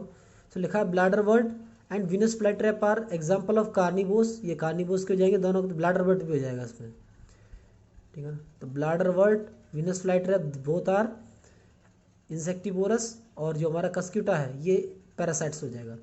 Insectivorous plants and cuscuta is a parasites हो जाएगा, जो दूसरों की बॉडी पर रह के न्यूट्रिशन लेते हैं। The plant cells have an eukaryotic structure. इनके पास कैसे होते हैं? यूकैरियोटिक सेल्स होते हैं विद प्रोमिनेंट क्लोरोप्लास्ट। हमें क्लोरोप्लास्ट नाम का एक सेल ऑर्गेनल मिलता है, याद है ना। क्लोरोप्लास्ट अगर आपने पढ़ा हो तो क्लोरोप्लास्ट प्लास्टिड का एक टाइप होता है। सेल में जो ऑर्गेनल्स मिलते हैं प्लास्टिड्स, उनमें से एक टाइप होता है क्लोरोप्लास्ट, ल्यूकोप्लास्ट, क्रोमोप्लास्ट। तो उसमें से होता है क्लोरोप्लास्ट, जिसके अंदर यही पिगमेंट होता है क्लोरोफिल, जिसकी वजह से फोटोसिंथेसिस होती है। लिखा है ना chloroplast. And cell wall mainly made up of, किसके बना होता है सेल वॉल बनी होती है सेलुलोज की।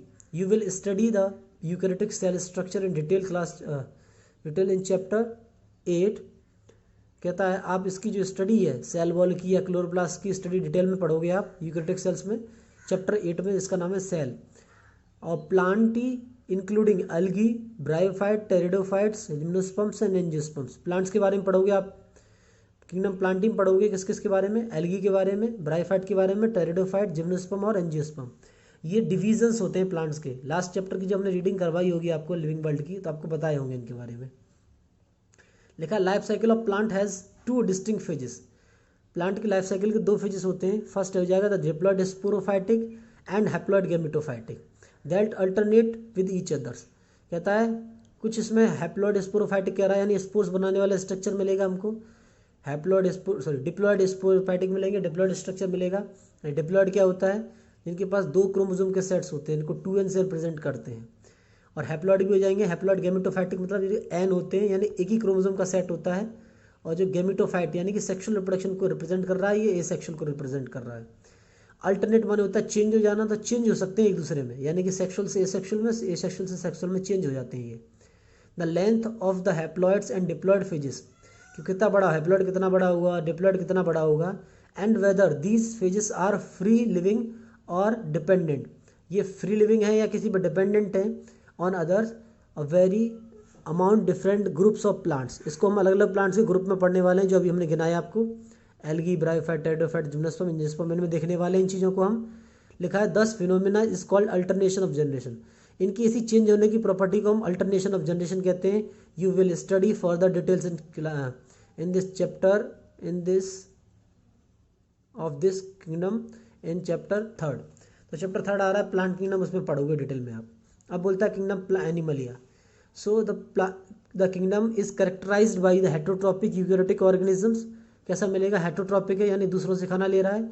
यूकैरियोटिक सेल्स रखता है organism that are multicellular and their cell lack cell walls. कैसे हो जाएंगे?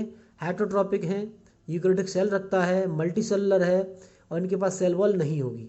दे डायरेक्टली और indirectly dependent on the plants for food. ये डायरेक्टली हो चाहे इनडायरेक्टली हो, प्लांट्स पर डिपेंड होते हैं फूड के लिए। They digest their foods in their internal cavity and store food reserve as a glycogen और फैट। कहता है खाने को ये डाइजेस्ट करते हैं पेट के अंदर या अपनी बॉडी के अंदर एक कैविटी में, जहाँ ये अपने खाने को, एक्स्ट्रा खाने को स्टोर भी कर लेते हैं, रिजर्व भी कर लेते हैं ग्लाइकोजन में और फैट में। तो आपको बता दें ग्लाइकोजन कुछ और नहीं, ग्लूकोज जब इकट्ठा हो जाता है हमारे शरीर में तो ये कन्वर्ट हो जाता है ग्लाइकोजन में, और इसको कन्वर्ट करने में मदद करता है इंसुलिन, एक हार्मोन आपने शायद पढ़ा हो, तो इसकी वजह से कन्वर्ट होता है। लिखा है फैट भी स्टोर हो जाता है हमारी बॉडी में। Their mode of nutrition is holozoic. कैसा हो जाएगा हमारा मोड ऑफ न्यूट्रिशन? होलोजोइक मतलब हम कॉम्प्लेक्स फूड खाते हैं। बाय इंगेशन मतलब खाने को लेते हैं मुंह में, ठीक है ना, इंगेस्ट करते हैं। They follow a define growth patterns and grow into adults that have a defined shapes and size. क्या कह रहा है? ये एक ग्रोथ एक टाइम तक बढ़ेंगे, यानी एनिमल्स एक टाइम तक ही ग्रो करते हैं और अडल्ट बन जाएंगे, फिर ग्रो होने के बाद पहले चाइल्ड होंगे फिर अडल्ट हो जाएंगे, और एक डिफिनाइट शेप इनकी फिक्स होती है। जैसे आप देखोगे ह्यूमन की जो, अगर हम हाइट की बात करते हैं मेल्स की, अब जो होती है वो 5-6 के आसपास होती है, 6 फीट लास्ट। हालांकि 6 भी किसी में कंप्लीट नहीं मिलता है, तो 5 हम मान लेते हैं, 5, 6, 5, 8, 5, 9 तक मिलती है हमको हाइट कॉमन। तो इनकी एक कॉमन शेप और साइज हो जाएगा, इसके ज़्यादा नहीं फैलते ये, ठीक है ना। Higher forms show elaborated sensory and neuromotor mechanism. Higher forms मतलब जब हायर एनिमल्स की बात करते हैं जैसे कॉर्डेट्स वगैरह, तो इनमें क्या क्या मिलता है हमको, सेंसेशन सिस्टम मिलता है, सेंसरी सिस्टम एलेबोरेट हो चुका है, डेवलप, एलेबोरेशन का मतलब हो गया डेवलप हो चुका है सेंसरी सिस्टम, और न्यूरोमोटर मतलब आपका ब्रेन डेवलप होता है। Most of them are capable of locomotion, कुछ ऐसे होते हैं इनमें जो लोकोमोशन कर सकते हैं animals. The sexual reproduction by copulation of male and female followed by embryological development. इसमें कॉपुलेशन होगा, कॉपुलेशन मतलब क्या होता है, मेल और फीमेल की बॉडी मिलेंगे आपस में, सेक्शुअल रिप्रोडक्शन करेंगे, और ये क्या करेंगे, फिर एम्ब्रियो बन जाएगा, ठीक है ना, एम्ब्रियोलॉजिकल डेवलपमेंट होगा। कुछ सेलियंट्स फीचर्स हैं जो आप पढ़ोगे अलग अलग फाइलम में, चैप्टर 4 में, ठीक है ना। अब आता है virus, viroids, prions and lichens. So क्या कहता है, in this 5 kingdom classification of Whittaker there is no mention of lichens and some acellular organism like viruses, viroids, prions, they are briefly introduce here. क्या कह रहा है कि 5 kingdom जो हम पढ़ के आए हैं उनमें कहीं हमने लाइकेंस की बात नहीं की। हाँ, लाइकेंस की एक जगह हमने बात की थी बस, जहाँ सिम्बायोसिस हमने बताया था फंजाई का एल्गी के साथ में। और हमने एसेलुलर, जिनके पास सेल नहीं होते, एसेलुलर मतलब जिनके पास सेल नहीं होते, ऐसे ऑर्गेनिज्म, वायरसेस की हमने बात नहीं की है। वायरस से छोटी फॉर्म होती है विरियोड्स, उसकी बात नहीं की कहीं इन 5 किंगडम में, कहीं प्रायॉन्स की बात नहीं की। तो इनको ब्रीफली हम यहाँ डिस्क्राइब करेंगे, यहाँ पढ़ेंगे। All of us who have suffered the ill effect of common cold, flu, known what effect viruses can have us, even if we do not associate it without conditions। कहता है कभी सोचा हम बीमार क्यों पड़ते हैं, हमें कॉमन कोल्ड क्यों हो जाता है, फ्लू क्यों हो जाता है हमको, और हम बीमार कैसे पड़ जाते हैं जबकि हम तो किसी वायरस के कांटेक्ट में आते ही नहीं है, पर फिर ऐसा क्यों हो जाता है, ठीक है ना। Have to be us even if we do not associated in some other condition, तो सम अवर कंडीशंस, तो कैसे हम जाते हैं, कैसे वायरस इन्फेक्शन करता है हमको, वही बताया गया है। Viruses did not find a place in classification, उसको कहीं क्लासिफिकेशन में हमने जगह नहीं दी है, since they are not consider as true living, तो उसको हम ट्रू लिविंग नहीं कहते। If we understand living as those organism that have a cell structure, अगर हमने समझा हो अब तक, तो हम क्या समझते हैं कि लिविंग हम उनको बोलते हैं जिनके पास सेल होता है। The virus are non cellular organism that are characterized by having an inert crystalline structure outside the living cell। क्या कह रहा है, वायरस के पास कोई सेल नहीं होता है और इसके पास में अंदर की तरफ एक क्रिस्टलाइन, क्रिस्टल के जैसी मतलब पाउडर की जैसी फॉर्म मिलती है हमको अंदर की तरफ, कहाँ, लिविंग बॉडी के अंदर, लिविंग सेल में। आगे बोला है once they infect the cell and take over the machinery of the host cell to replicate themselves killing the host, would you call virus living or non living. क्या कह रहा है, एक बार जब हमारी बॉडी में एंटर कर जाएंगे तो हमारे सेल के साथ मिलके अपनी प्रोटीन बनवाएंगे, रेप्लिकेशन कहते हैं इसको, ठीक है ना। रेप्लिकेशन वैसे तो होता है डीएनए की कॉपी करवाना, तो पहले तो अपने, जब जैसे हमारे शरीर में घुसा कोई वायरस तो अपनी कॉपी करवाएगा, पहले तो बहुत सारे अपने वायरस की कॉपी बना लेगा, फिर उसको चेंज करेगा डीएनए में, और डीएनए से क्या बनाएगा, ऐसी खतरनाक प्रोटीन बनाएगा जो हमें मारेगी, यानी कि होस्ट को मारेगी। और कहता है, अब आगे इसमें बोला है कि आप बता सकते हैं कि वायरस लिविंग है या नॉन लिविंग है, तो जवाब ये है, वायरस जब किसी बॉडी में होता है तो लिविंग की तरह एक्ट करता है, जब किसी की बॉडी में नहीं होता तो नॉन लिविंग की तरह एक्ट करता है। ये दोनों तरह की हम कैटेगरी में इसको हम रख सकते हैं। अब आता है the name virus that means venom और poisonous fluids was given by of the mosaic disease of tobacco 2.6a, given by Dmitry Ivanovsky 1892 recognized certain microbes as a causal organism of the mosaic disease of tobacco 2.6 का। क्या कह रहा है कि आप जानते हैं वायरस का मतलब क्या होता है, वायरस का मतलब होता है वीनोम यानी जहर, पॉइजनस चीज़, और इसको बताया था हमको किसने, डिमिट्री इवानोवस्की ने 1892 में। इसको डीजे इवानोवस्की भी पढ़ते हैं, इनका पूरा एक्चुअल में नेम है डिमिट्री जॉन इवानोवस्की, तुम डीजे भी पढ़ सकते हैं शॉर्ट नेम याद करने के लिए, तो लेकिन दे नहीं रखा यहाँ पर, लिखा है रिकॉग्नाइज्ड सर्टेन माइक्रोब्स, हमने कुछ माइक्रोब रिकॉग्नाइज किए, पहचाने, जो बीमारी कर रहे थे किसमें, जैसे तंबाकू बीमारी करता है तो इसको बोलते हैं टोबैको मोजाइक डिजीज़। आप 2.6 का ए फिगर दे सकते हो, देख लेते हैं भाई 2.6 का ए ये है, कुछ इस तरह का होगा हमारा टोबैको मोजाइक डिजीज़ वाला वायरस। ये इसके अंदर आरएनए है, बाहर प्रोटीन की कवरिंग होती है बहुत सारी, इसको हम कैप्सिड्स बोलते हैं। और यही कैप्सिड जब बहुत सारे इकट्ठे हो जाते हैं तो उनको हम कैप्सोमियर बोलेंगे, कैप्सोमियर लिखा होगा शायद में भी यहाँ पर।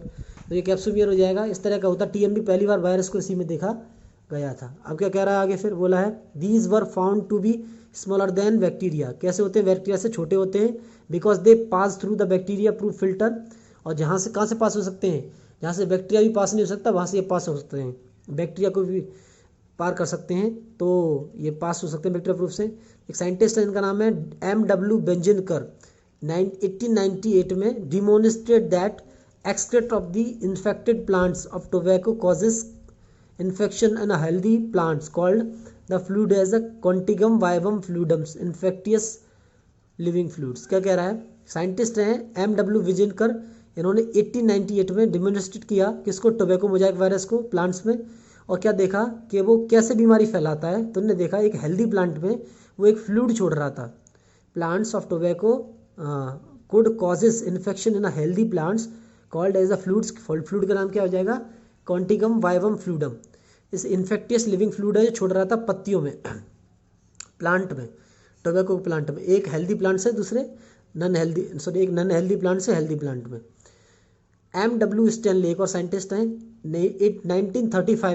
1935 show the virus could be crystalline and crystal consist of a largely proteins. एक साइंटिस्ट और आए 1935 में, M.W. स्टैनले। ये M.W. बेंजिनकर थे, ये W.M. स्टैनले हैं। इन्होंने क्या देखा कि वायरस जो है क्रिस्टलाइन फॉर्म में मिलता है, क्रिस्टल की फॉर्म में, और अपनी एक प्रोटीन बनाता है, जहरीली प्रोटीन। ये ऑब्जर्व किया था इन्होंने, WM ने। So they are inert outside their specific host. क्या मिल सकते हैं, ये बॉडी के बाहर मिल सकते हैं, बॉडी के अंदर मिल सकते हैं, किसी होस्ट के अंदर। Virus are obligate parasites. क्यों, क्योंकि वायरस के पास जो DNA होता है, भाई देखो वायरस के पास जो चीज़ होती है ना, सेल तो होता नहीं है इनके पास में, तो एक धागे की तरह स्ट्रक्चर होता है जिसको हम RNA बोलते हैं। तो इस RNA से पहले ये अपना DNA बनाते हैं, हमारे DNA से, जैसे हमारे अंदर इन्फेक्शन करेगा या प्लांट में करेगा तो इसको ऑब्लिगेट बोलते हैं। क्यों, क्योंकि RNA पहले आया था, DNA बाद में। तो अभी हम उल्टा कर रहे हैं, सॉरी ये जो है उल्टा कर रहे हैं। क्या कर रहे हैं, वापस से वही चीज़ दोहरा रहे हैं कि RNA से DNA बनाने वाले हैं, ठीक है ना। और ये हमारे पहले प्रोटीन बनाएंगे। वैसे भी अगर ऑब्लिगेट की समझने की कोशिश करें तो क्या कह रहा है कि पहले ये प्रोटीन बनाएंगे, फिर अपनी जो पहले DNA बनाएंगे, फिर प्रोटीन बनाएंगे। तो ऑब्लिगेट उल्टी तरह से काम करते हैं ये। अब क्या कहता है आगे, फिर in addition to proteins viruses also contains genetic materials. कहता है अगर प्रोटीन को छोड़ दें, प्रोटीन के अंदर प्रोटीन ऐड हो जाती है किसमें, इनके जेनेटिक मटेरियल में। That could be either RNA और DNA, कुछ भी हो सकता है इनके पास में, RNA भी हो सकता है, DNA भी हो सकता है, इनका जेनेटिक मटेरियल है। No virus contains both RNA and DNA। कोई वायरस ऐसा नहीं मिला अब तक जिसमें RNA और DNA दोनों मिलते हों। अब virus is a nucleo protein. Virus क्या है, न्यूक्लियस मतलब तो होता नहीं इनके पास में, न्यूक्लियो प्रोटीन मतलब प्रोटीन प्लस DNA या RNA, and the genetic material is infectious. Infective genetic material इनके पास मिलेगा। In general viruses that infect plant have a single stranded RNA and viruses that infect animals have a either single और double stranded RNA और double stranded DNA। क्या कह रहा है, अगर हम बात करते हैं इसमें तो कैसे कहता है कि हमें प्लांट्स में जनरली इन्फेक्शन करने वाले मिले। वो कैसे मिले, वो तो कैसे थे, सिंगल RNA वाले थे। बट एनिमल में कैसे मिले, हमें RNA वाला भी मिल सकता है, सिंगल स्ट्रैंडेड RNA वाला भी, और डबल स्ट्रैंडेड भी मिल सकता है, सिंगल और डबल स्ट्रैंडेड DNA वाला भी मिल सकता है, RNA वाला भी मिल सकता है। बैक्टीरियल वायरसेस और बैक्टीरियोफेज। अब ये क्या है, बैक्टीरियल वायरसेस यानी कि बैक्टीरिया के अंदर वायरस आ गया है, इसको बैक्टीरियोफेज बोलते हैं। Virus that infect the bacteria are usually double standard. कैसा होता है, वो डबल स्टैंडर्ड DNA वायरस होता है जो बैक्टीरियोफेज में मिलेगा। 2.6 का भी देख सकते हो। तो ये है, ये बैक्टीरिया था पहले। इसके हेड वाला जो रीजन दिख रहा है इसमें इसका हमें जेनेटिक मटेरियल मिलेगा, यानी कि इसमें RNA मिलेगा। तो जब वायरस इसमें इन्फेक्शन करता है तो इसी RNA को चेंज कर लेता है DNA में। वायरस जो अपना RNA लेके आता है इसको DNA में कन्वर्ट कर लेता है इस बैक्टीरियोफेज में। ये वाला ये स्ट्रक्चर दिखाई दे रहा है, ये बैक्टीरियोफेज का है, यानी कि virus infect in the bacteria. इसके बारे में एक इंटरेस्टिंग फैक्ट बताता हूँ मैं आपको। ये गंगा के पानी में भी मिलता है, इसीलिए गंगा जी का पानी जो है ख़राब नहीं होता है ना। क्वेश्चंस आते हैं, बच्चे पूछते हैं कभी कभी। सो क्या कहता है, अब क्या कहता है आगे फिर बोला बैक्टीरियोफेज 2.6 का भी देख लिया, the protein codes called capsid, जो इसके बाहर प्रोटीन कोड होते हैं उन्हें कैप्सिड बोलते हैं। ये बने होते हैं किसके, स्मॉल सब यूनिट्स के, जिनको हम कैप्सोमियस बोलते हैं। प्रोटीन्स के पास क्या होता है, न्यूक्लिक एसिड होता है, यानी कि इनका आरएनए होता है। और अभी अभी मैंने आपको दिखाया, देख सकते हो ये वाला, इनके बाहर ये है आरएनए, इनका न्यूक्लिक एसिड, और ये बाहर है कैप्सोमियस एंड कैप्सिड्स, इनके प्रोटीन के कोड लिखा है। फिर आगे these capsomere are arranged in a helical structure, कैसे अरेंज होते हैं, हेलिकल मतलब चारों तरफ से घूमे हुए होते हैं, देख भी सकते हो आप, हेलिकल हैं। और पॉलीहेड्रल्स हैं, इसके अलग अलग एंगल मिलने वाले हैं हमको, हेलिकल इधर गया एंड पॉलीहेड्रल, हाँ, और पॉलीहेड्रल अलग अलग एंगल मिलने वाले हैं। जियोमेट्रिक फॉर्म मिलने वाली है। वायरसेस कॉजेज डिजीज, बहुत सारी बीमारियां करते हैं हमको, जैसे मम्स आई थिंक इसको चेचक बोलते हैं। एक हो जाएगा स्मॉल पॉक्स, जिसको हम छोटी माता कहते हैं। हर्पीज, ये फीमेल के एसटीडी डिजीज है, ये इसको बोलते हैं सेक्सुअल ट्रांसमिटेड डिजीज। यहाँ में देखने को नहीं मिलेंगी, लेकिन आप चैप्टर 8 आएगा क्लास 12 में बताएंगे आपको। और इन्फ्लुएंजी, ये हमें कॉमन कोल्ड करता है। तो ये सब वायरस से होने वाली बीमारी है। इसके अलावा एड्स इनमें सबसे कॉमन है। AIDS in human is caused by the virus. If plant the symptoms, अगर प्लांट में होता है तो प्लांट्स में किस में हो जाएगा, जैसे टोबैको का हमने देखा, टोबैको मोजाइक वायरस में। तो कहता है सिम्टम्स क्या दिखाई देंगे इसके, मोजाइक फॉर्मेशन, मोजाइक बोलते हैं पत्तियों में जाले से पड़ जाएंगे कुछ इस तरीके के। ये पत्ती है, जगह जगह आपने देखा हो पत्तियों में जाले से पड़ जाते हैं, काले काले, ठीक है ना, इस तरीके से जगह जगह, तो इसको मोजाइक अपीयरेंस बोलते हैं। इसके अलावा क्या हो जाएगा, लीफ रोलिंग, लीफ मुड़ जाएगी, पूरी तरह से घूम जाएगी, ठीक है ना, ऐसा मुड़ जाती है। जैसे एक कॉपी को मैं, इस किताब को ऐसे मोड़ूँ, इस तरीके से लीफ रोलिंग हो जाएगी इसमें। और बोला कर्लिंग, कर्लिंग मतलब कर्ली जैसे हेयर होते हैं, येलो पड़ जाती है लीफ। वीन क्लियरिंग मतलब वीन भी येलो हो जाती है। ड्वार्फिंग, प्लांट की हाइट कम हो जाती है। स्टंट ग्रोथ मतलब ग्रोथ रुक जाती है, ग्रोथ क्या हो जाएगी, स्टॉप्ड हो जाएगी, ग्रोथ स्टॉप हो जाएगी। किसकी वजह से हो रही है सब, वायरस अगर कोई इन्फेक्शन कर देता है किसी प्लांट में तो ये तो हुआ वायरस की बात। अब आते हैं इसमें, नेक्स्ट हमारा दे रखा है विरियोट्स। सो विरियोट्स क्या होते हैं, बात करेंगे इसकी, विरियोट्स की। विरियोट्स के बारे में अब कहता है, in 1971 T O Diener discovered a new infectious agent that was smaller than viruses is caused a potato spindle tuber disease। कहता है टीओ डायनर ने 1971 में एक और बीमारी खोजी थी। एक इन्फेक्टियस एजेंट था जो वायरस से छोटा था और जो पोटैटो स्पिंडल ट्यूबर डिजीज कर रहा था। अभी क्या होती है पोटैटो स्पिंडल ट्यूबर डिजीज, तो आपने आलू को देखा होगा, आलू कभी कभी छोटे मिलते हैं हमको, इस तरह का मिलता है, आलू की शेप मिलती है डिफरेंट डिफरेंट, या एक आलू में से दूसरा आलू निकल रहा होता है, तो ये स्पिंडल फॉर्म बोलते हैं इसको हम। तो ऐसी हमें बीमारी मिली थी देखने के लिए उसमें पोटैटो में, तो इसलिए हमने नाम दे दिया potato tuber spindle disease. It was found to be free RNA, इसके पास हमें मिलेगा free RNA. It lacked a protein code, इसके पास प्रोटीन कोड नहीं मिलेगा जैसे हमने टीएमबी के पास देखा था, टोबैको मोजाइक वायरस के पास देखा था ये कोड, प्रोटीन कोड कैप्सिड जिनको हम बोल लेते हैं। ऐसा हमें वायरस इसमें विरियोट्स में नहीं देखने को मिलेगा। So that is found in viruses, जो वायरसेस में मिलता है वो इसमें नहीं होगा। हैंस द नेम्ड विरियोट्स, इनको नाम दिया गया viroids. The RNA of the viroids of low molecular weight, ये आरएनए वायरस के आरएनए से भी कमजोर था, लो मॉलिक्यूलर वेट था, मॉलिक्यूल्स उतने अच्छे नहीं थे इसके। अब आते हैं प्रायॉन्स पे। सो कहता है in modern medicine certain infectious neurological disease were found to be transmitted by agents consisting of a abnormality folded proteins। पिछले अभी और वैसे इसकी भी बात करूँ तो 2015 में ये डिस्कवरी हुई है, आप गूगल कर सकते हैं। प्रायॉन्स जो हैं मॉडर्न इन्फेक्शियस, हमें पता चला है अभी अभी कि न्यूरोलॉजिकल डिजीज भी करते हैं हमको। एक नई, ये क्या होता है, ये एक इन्फेक्टियस प्रोटीन होती है, लिखा है ना यहाँ पे, in modern medicine certain infectious neurological disease हमने देखी जो ट्रांसमिटेड होती हैं किससे, एक एबनॉर्मलिटी फोल्डेड प्रोटीन से होती हैं। The agent was smaller in size to viruses, ये भी वायरस से छोटा होता है। दीज एजेंट्स वर कॉल्ड, क्या बोलते हैं इनको, इनको बोलते हैं prions. The most notable disease caused by prions are bovine spongiforms encephalopathy, BSC commonly called mad cow disease in the cattles and its analogous variants crab Jakob disease CJD in humans। देखो पिछले कुछ सालों में हमें क्या मिला है, हमें एक तो प्रोटीन मिली जो पता चलता है एक प्रोटीन है, एबनॉर्मल प्रोटीन है जो ट्रांसफर हो रही है एक जगह से दूसरी जगह, और ये डिजीज को कैरी कर रही है, एक वायरस को, जो वायरस से भी एक प्रियॉन्स को, और ये प्रियॉन्स क्या है, वायरस से भी छोटे होते हैं। और ये एजेंट्स क्या करता है, इन प्रियॉन्स बोलते हैं, ये मोस्ट अभी नोटेबल डिजीज है, कुछ समय पहले मिली है हमको, जिसका नाम है बोवाइन स्पॉन्जिफॉर्म इंसेफेलोपैथी। एक्चुअल में ये 2015 में डिस्कवर्ड हुआ था, पता चला था कि हमको प्रायोन्स नाम का एक नया पैथोजन मिला है जो हमारी ही प्रोटीन, इन्फिल्ट्रेट प्रोटीन के थ्रू ट्रांसफर होता है। और 2 डिजीज मिली, एक मिली हमें काव में जिसको मैड काव डिजीज बोलते हैं।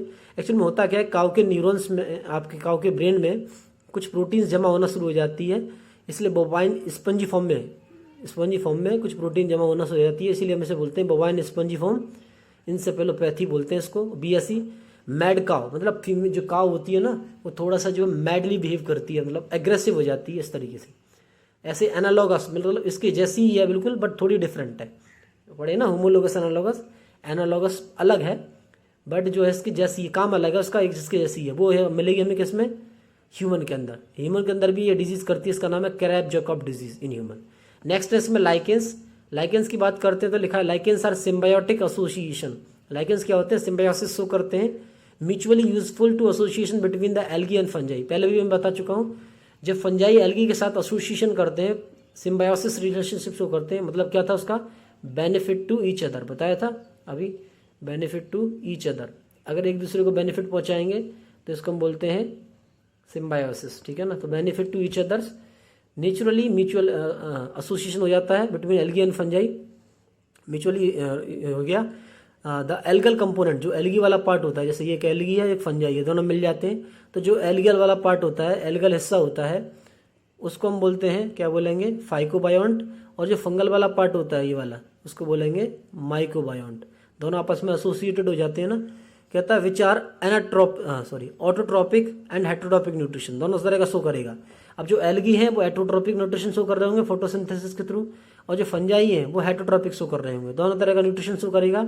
Algae prepared food for fungi, algae fungi के लिए खाना बनाते हैं, and fungi provides shelter and absorb mineral nutrition and water for its partner. तो ये इसके लिए घर भी प्रोवाइड करवा रहा है फंजाई, इसके अलावा मिनरल और न्यूट्रिशन को एब्जॉर्ब भी करवाने में मदद करता है एल्गी की। तो ये आपस में रिलेशनशिप शो कर रहे हैं, सिम्बायोसिस। कहता है so close is their association that if one show a lichen in nature would never imagine that they had 2 different organism within them. अगर हम इसको देखते हैं बाहर से लाइकेन्स को, तो हमको ऐसा नहीं पता चलता कि इसमें 2 हैं, हमको लगता है एक ही है। आपके अपने नल के घर के आसपास देख सकते हो, नल के जो आपके नहाते बाथरूम में, वहाँ आपको मिल जाएंगे येलो ग्रीन कलर की फॉर्म में। अगर साफ कर लेते तो नहीं मिलेंगे, वैसे जनरल जहाँ गंदा रहता है बाथरूम वहाँ मिल जाएंगे। या वैसे ही पानी जहाँ पर लगातार फ्लोट होता रहता है, पानी लगातार बहता रहता है, वहाँ आसानी से आपको देखने को मिल जाएंगे। कहता है different organism within them, lichens a very good pollution indicator, they do not grow in the polluted area. So क्या कर रहा है, लाइकेन्स बहुत बढ़िया पॉल्यूशन इंडिकेटर होते हैं, जहाँ पॉल्यूशन होता है वहाँ ये ग्रो नहीं करते। तो कहाँ नहीं होगा, जहाँ पानी बह रहा होगा। इसलिए मैंने बोला बाथरूम के आसपास आप देख सकते हो, वहाँ पर आप पानी बहता रहता है, वहाँ गंदगी नहीं होती है, इसलिए वहाँ पे मिल जाएगा। नदी के किनारे मिल जाएंगे आपको, ठीक है ना। चैप्टर हो चुका है फिनिश। अगर आपकी कोई भी क्वेरीज हो तो आप हमें कमेंट करके बता सकते हैं, कोई भी क्वेरीज हो, ठीक है ना। और अगर एक रिक्वेस्ट रहेगी मेरी, ठीक है ना, आप कोशिश कीजिए इसको वीडियो को ज़्यादा से ज़्यादा अपने फ्रेंड सर्कल में, अपने इंस्टाग्राम, आप जिस भी सोशल मीडिया पर शेयर करना चाहें शेयर कर सकते हैं। ज़्यादा से ज़्यादा बच्चों को शेयर करना, ठीक है ना, ताकि ज़्यादा से ज़्यादा बच्चों को जो है प्रॉफिट मिले एनसीईआरटी एक्सप्लेनेशन का। और कोई भी क्वेरीज हो तो आप कमेंट कर सकते हैं। बाकी नेक्स्ट वीडियो अब ह्यूमन रिप्रोडक्शन की आएगी, जो क्लास 12th का होगा, ठीक है ना, 3rd chapter. Thank you so much for watching and listen to me. And अगर नए हैं तो सब्सक्राइब जरूर कर लेना। Okay, thank you.